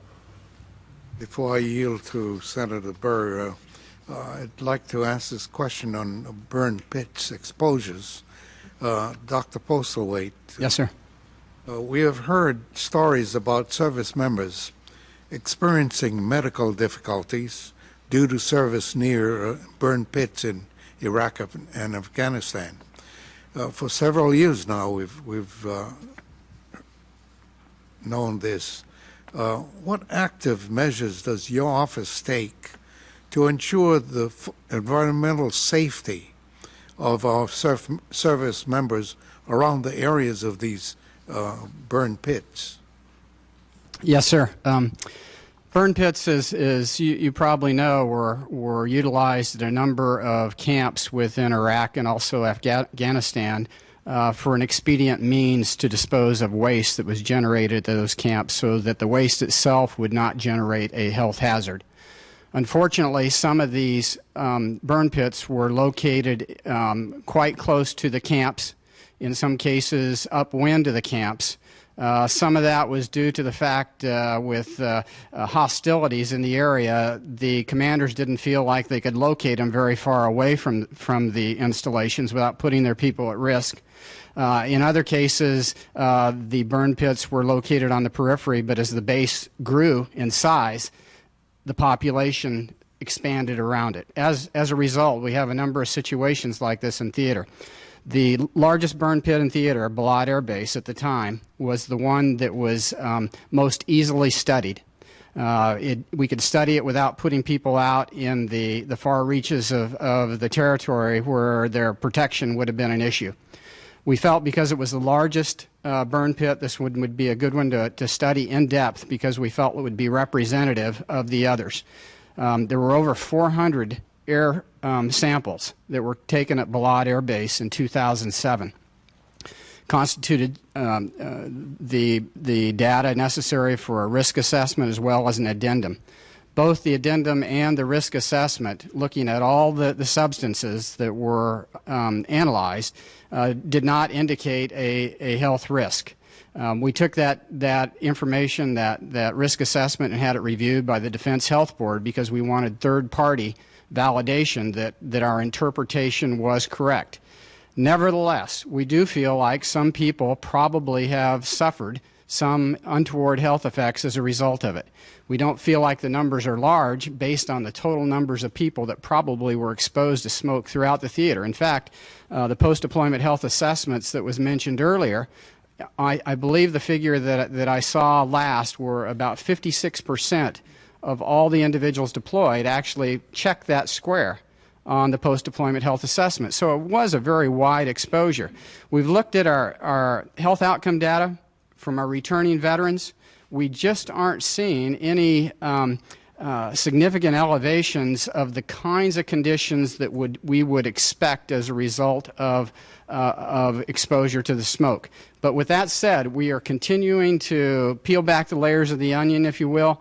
We're doing site-specific studies on just the troops who were at Balad, for example, to see if their health experience was any different.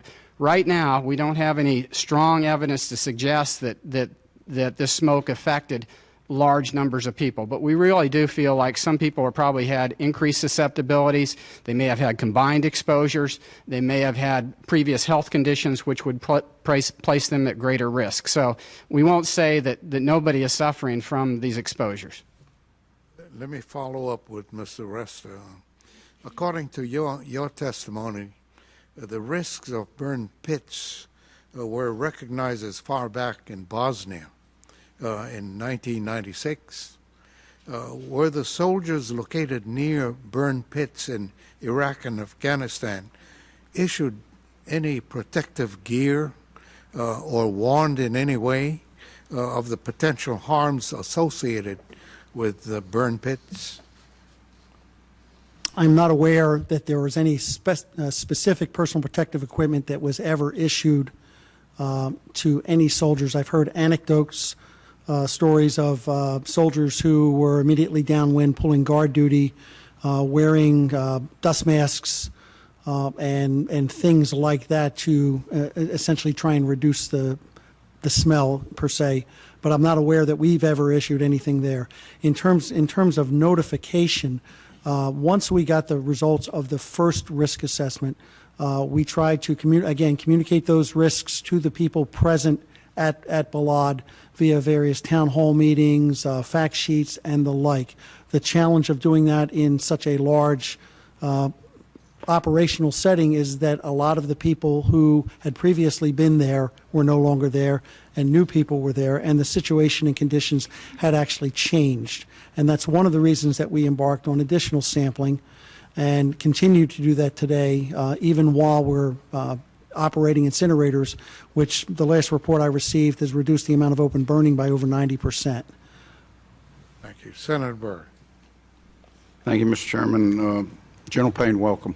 And let me say for the record up front, when this controversy at Camp Lejeune existed, you weren't in your capacity today.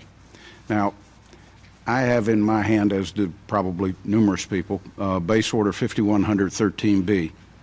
And that is entitled Safe Disposal of Contaminants and Hazardous Waste, specifically prohibited the improper disposal of, and I quote, organic solvents, and defined improper practices as those, and again I quote, create hazards such as contamination of drinking water. Now, in your testimony, I interpreted what you said to mean the Marine Corps did not violate any regulations. And I guess I've got to ask, is not complying, how does not complying with a base order square with that? Sir, again, looking back with the lens of 2009, you look at that and one just shakes their head as to how this happened and how it in the time frames. And I think that you have to start with understanding that even in 1984, when we started closing the wells, and in early 1985, when we concluded, that was still long before these chemicals were regulated. TCE and PCE weren't even regulated until 1989 and 1992, respectively. I can only surmise, sir, because I was not involved in the decision-making at that time, but I can only surmise that we simply did not understand the ramifications of that contamination. But would you agree with me, pertinent words here are organic solvents? I mean, there's a little room for poisonous chemical waste, other unsuitable compounds, but organic solvent definition has not changed over time. Would you agree with me on that? Sir, I am not a scientist, so I'm a war fighter, and so I really cannot answer that. Okay. Whether it has changed, whether we knew what that meant at the time, and whether that definition has changed. I'm sorry, sir. Well, we both can't reconstruct the personnel or the decisions that were made at the time, and I think in an effort to try to provide a fresh start, my hope is that we can identify we've done some things wrong in the past, and that now's the time to make the commitment to get the information we need to know how to go forward. Let me, if I could, turn over to Dr. Guidoluli. And we concur with that, sir. Thank you, sir. Why was I take for granted, you're the Public Health Center. Yes, sir. Navy Marine Did Corps that Public used to Health be Center. called the Navy Environmental Health Center? Yes, sir. So you've changed your name? Yes, sir. Okay. I just want to make sure I asked the right person the right question. Why was NRC not asked to review a broader set of risk? We had the NRC review our previous two screening health risk assessments in 95 and 97. They more or less agreed with our findings and conclusions for those.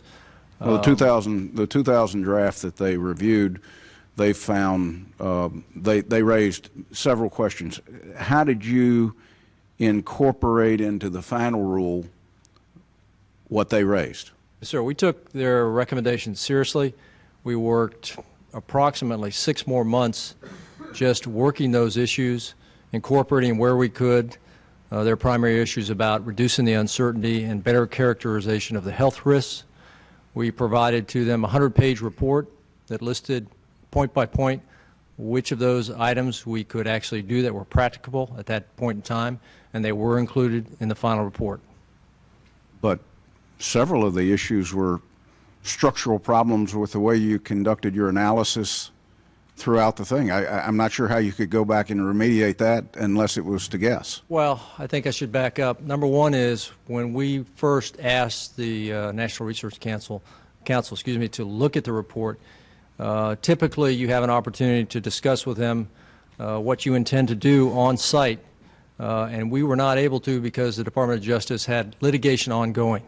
So issues such as challenges and limitations of trying to do a risk assessment overseas from a source that was privately owned outside the fence were very real. For example, the gold standard would be to get on that stack, that incinerator stack, and measure the pollution coming out of the stack. Yeah, we could not do that. Adopting that rationale would tell me that you would lean heavier on a contractor versus a DoD arm to actually conduct more of the study.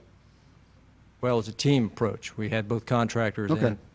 and Why would the NRC not be asked to look at the final report before it was published? well, all I can tell you is the Navy Bureau of Medicine and Surgery forwarded the final draft report to the Commander-in-Chief, U.S. Pacific Fleet, for release. What happened after that, I can't comment on. In fact, I was surprised today when Dr. Feigley indicated he'd not seen that.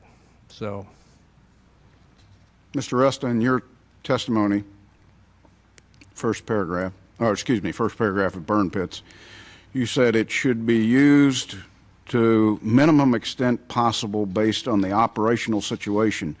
When open burning operations are necessary, they should be located as far downwind of personnel as possible.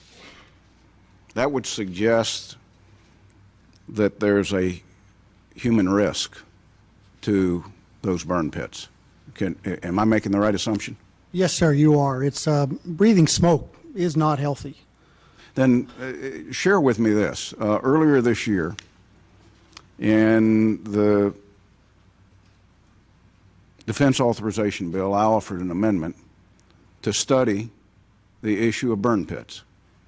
And the committee rejected my amendment and stated this: due to objections from the Department of Defense.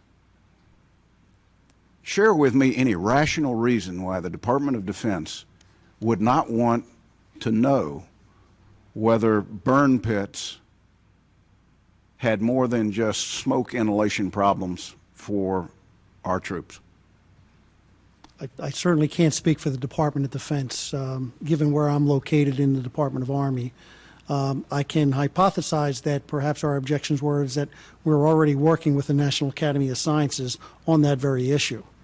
But I'd have to really take that for the record and come to find out what exactly we forwarded up there. Take that back for the record, Yes, sir. because I think even though you're in a very specialized area, I would think that you would be consulted on a decision like that. Mr. Chairman, I've got a ton more questions. I'd like unanimous consent to be able to provide written questions and to get answers because, one, we've been here a long time, and I know you've got things to do. These witnesses have been here for a long time, but I do want to make one observation. Yes, Senator Burr, I have some questions. Okay. We'll certainly, May I make one observation? send them for the record. This committee has struggled to try to make seamless the handoff of active duty troops to our Veterans Administration from a standpoint of the health care needs of our veterans. Today, I've come to the conclusion that our problem is far worse than just working with DoD on the electronic medical records so that this is a seamless process where when you go into a new healthcare system, they know exactly what you've been exposed to, they know exactly where you've been, they can assess what your health needs are based upon where you've served and what you might have been exposed to. Today I found that it's much worse because even where we identify things that potentially could cause long-term health conditions to our active duty, reserved, and called up guard, there's not an attempt to download that information to where we know these individuals will be at some point receiving their health care. And I sort of paint everybody on one side, and I also paint everybody on the VA side for not screaming about the need to get this information. We've made tremendous progress between VA and DoD to try to get medical electronics records that are seamless. If, in fact, exposure to burn pits has some potential downstream effect, then I want to make sure a VA doctor knows exactly where that person was so that they can see them and treat them based upon what their exposure might be. If they were at Camp Lejeune for those years,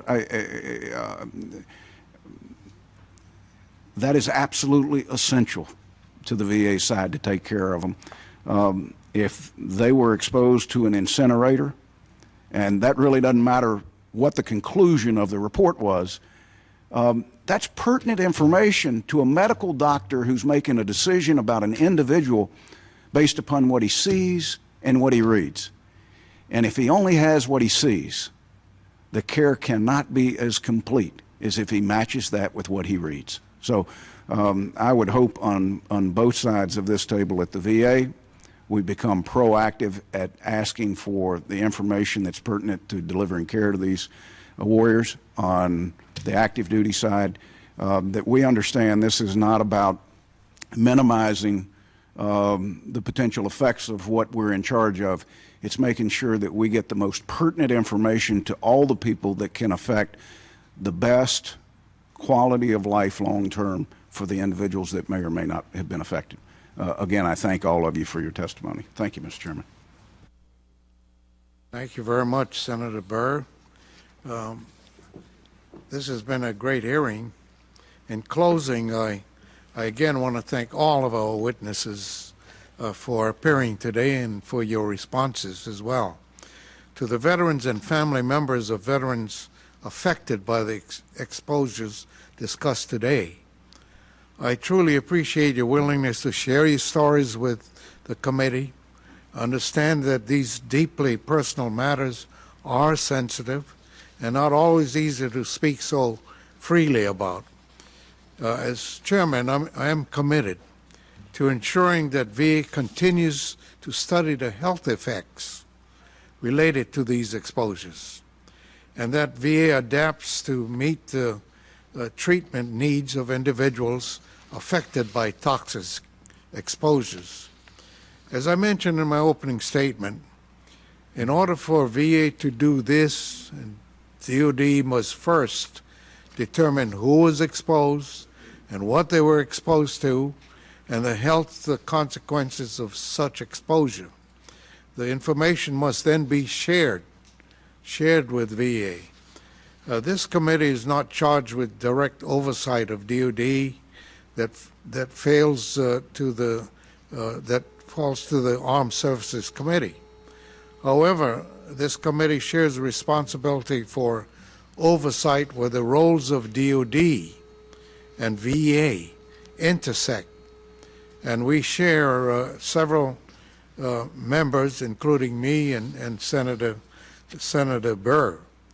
To quote President Obama, we cannot let burn pits and other exposures be this generation's Agent Orange. We have a responsibility to ensure that the newest era of veterans receive the highest quality of care and prevent the tragic stories we have heard today from happening again. And I thank you again for sharing your comments and thoughts, and without question it's going to be helpful to what we're trying to do to help the veterans of our country. This hearing is now adjourned. Thank you.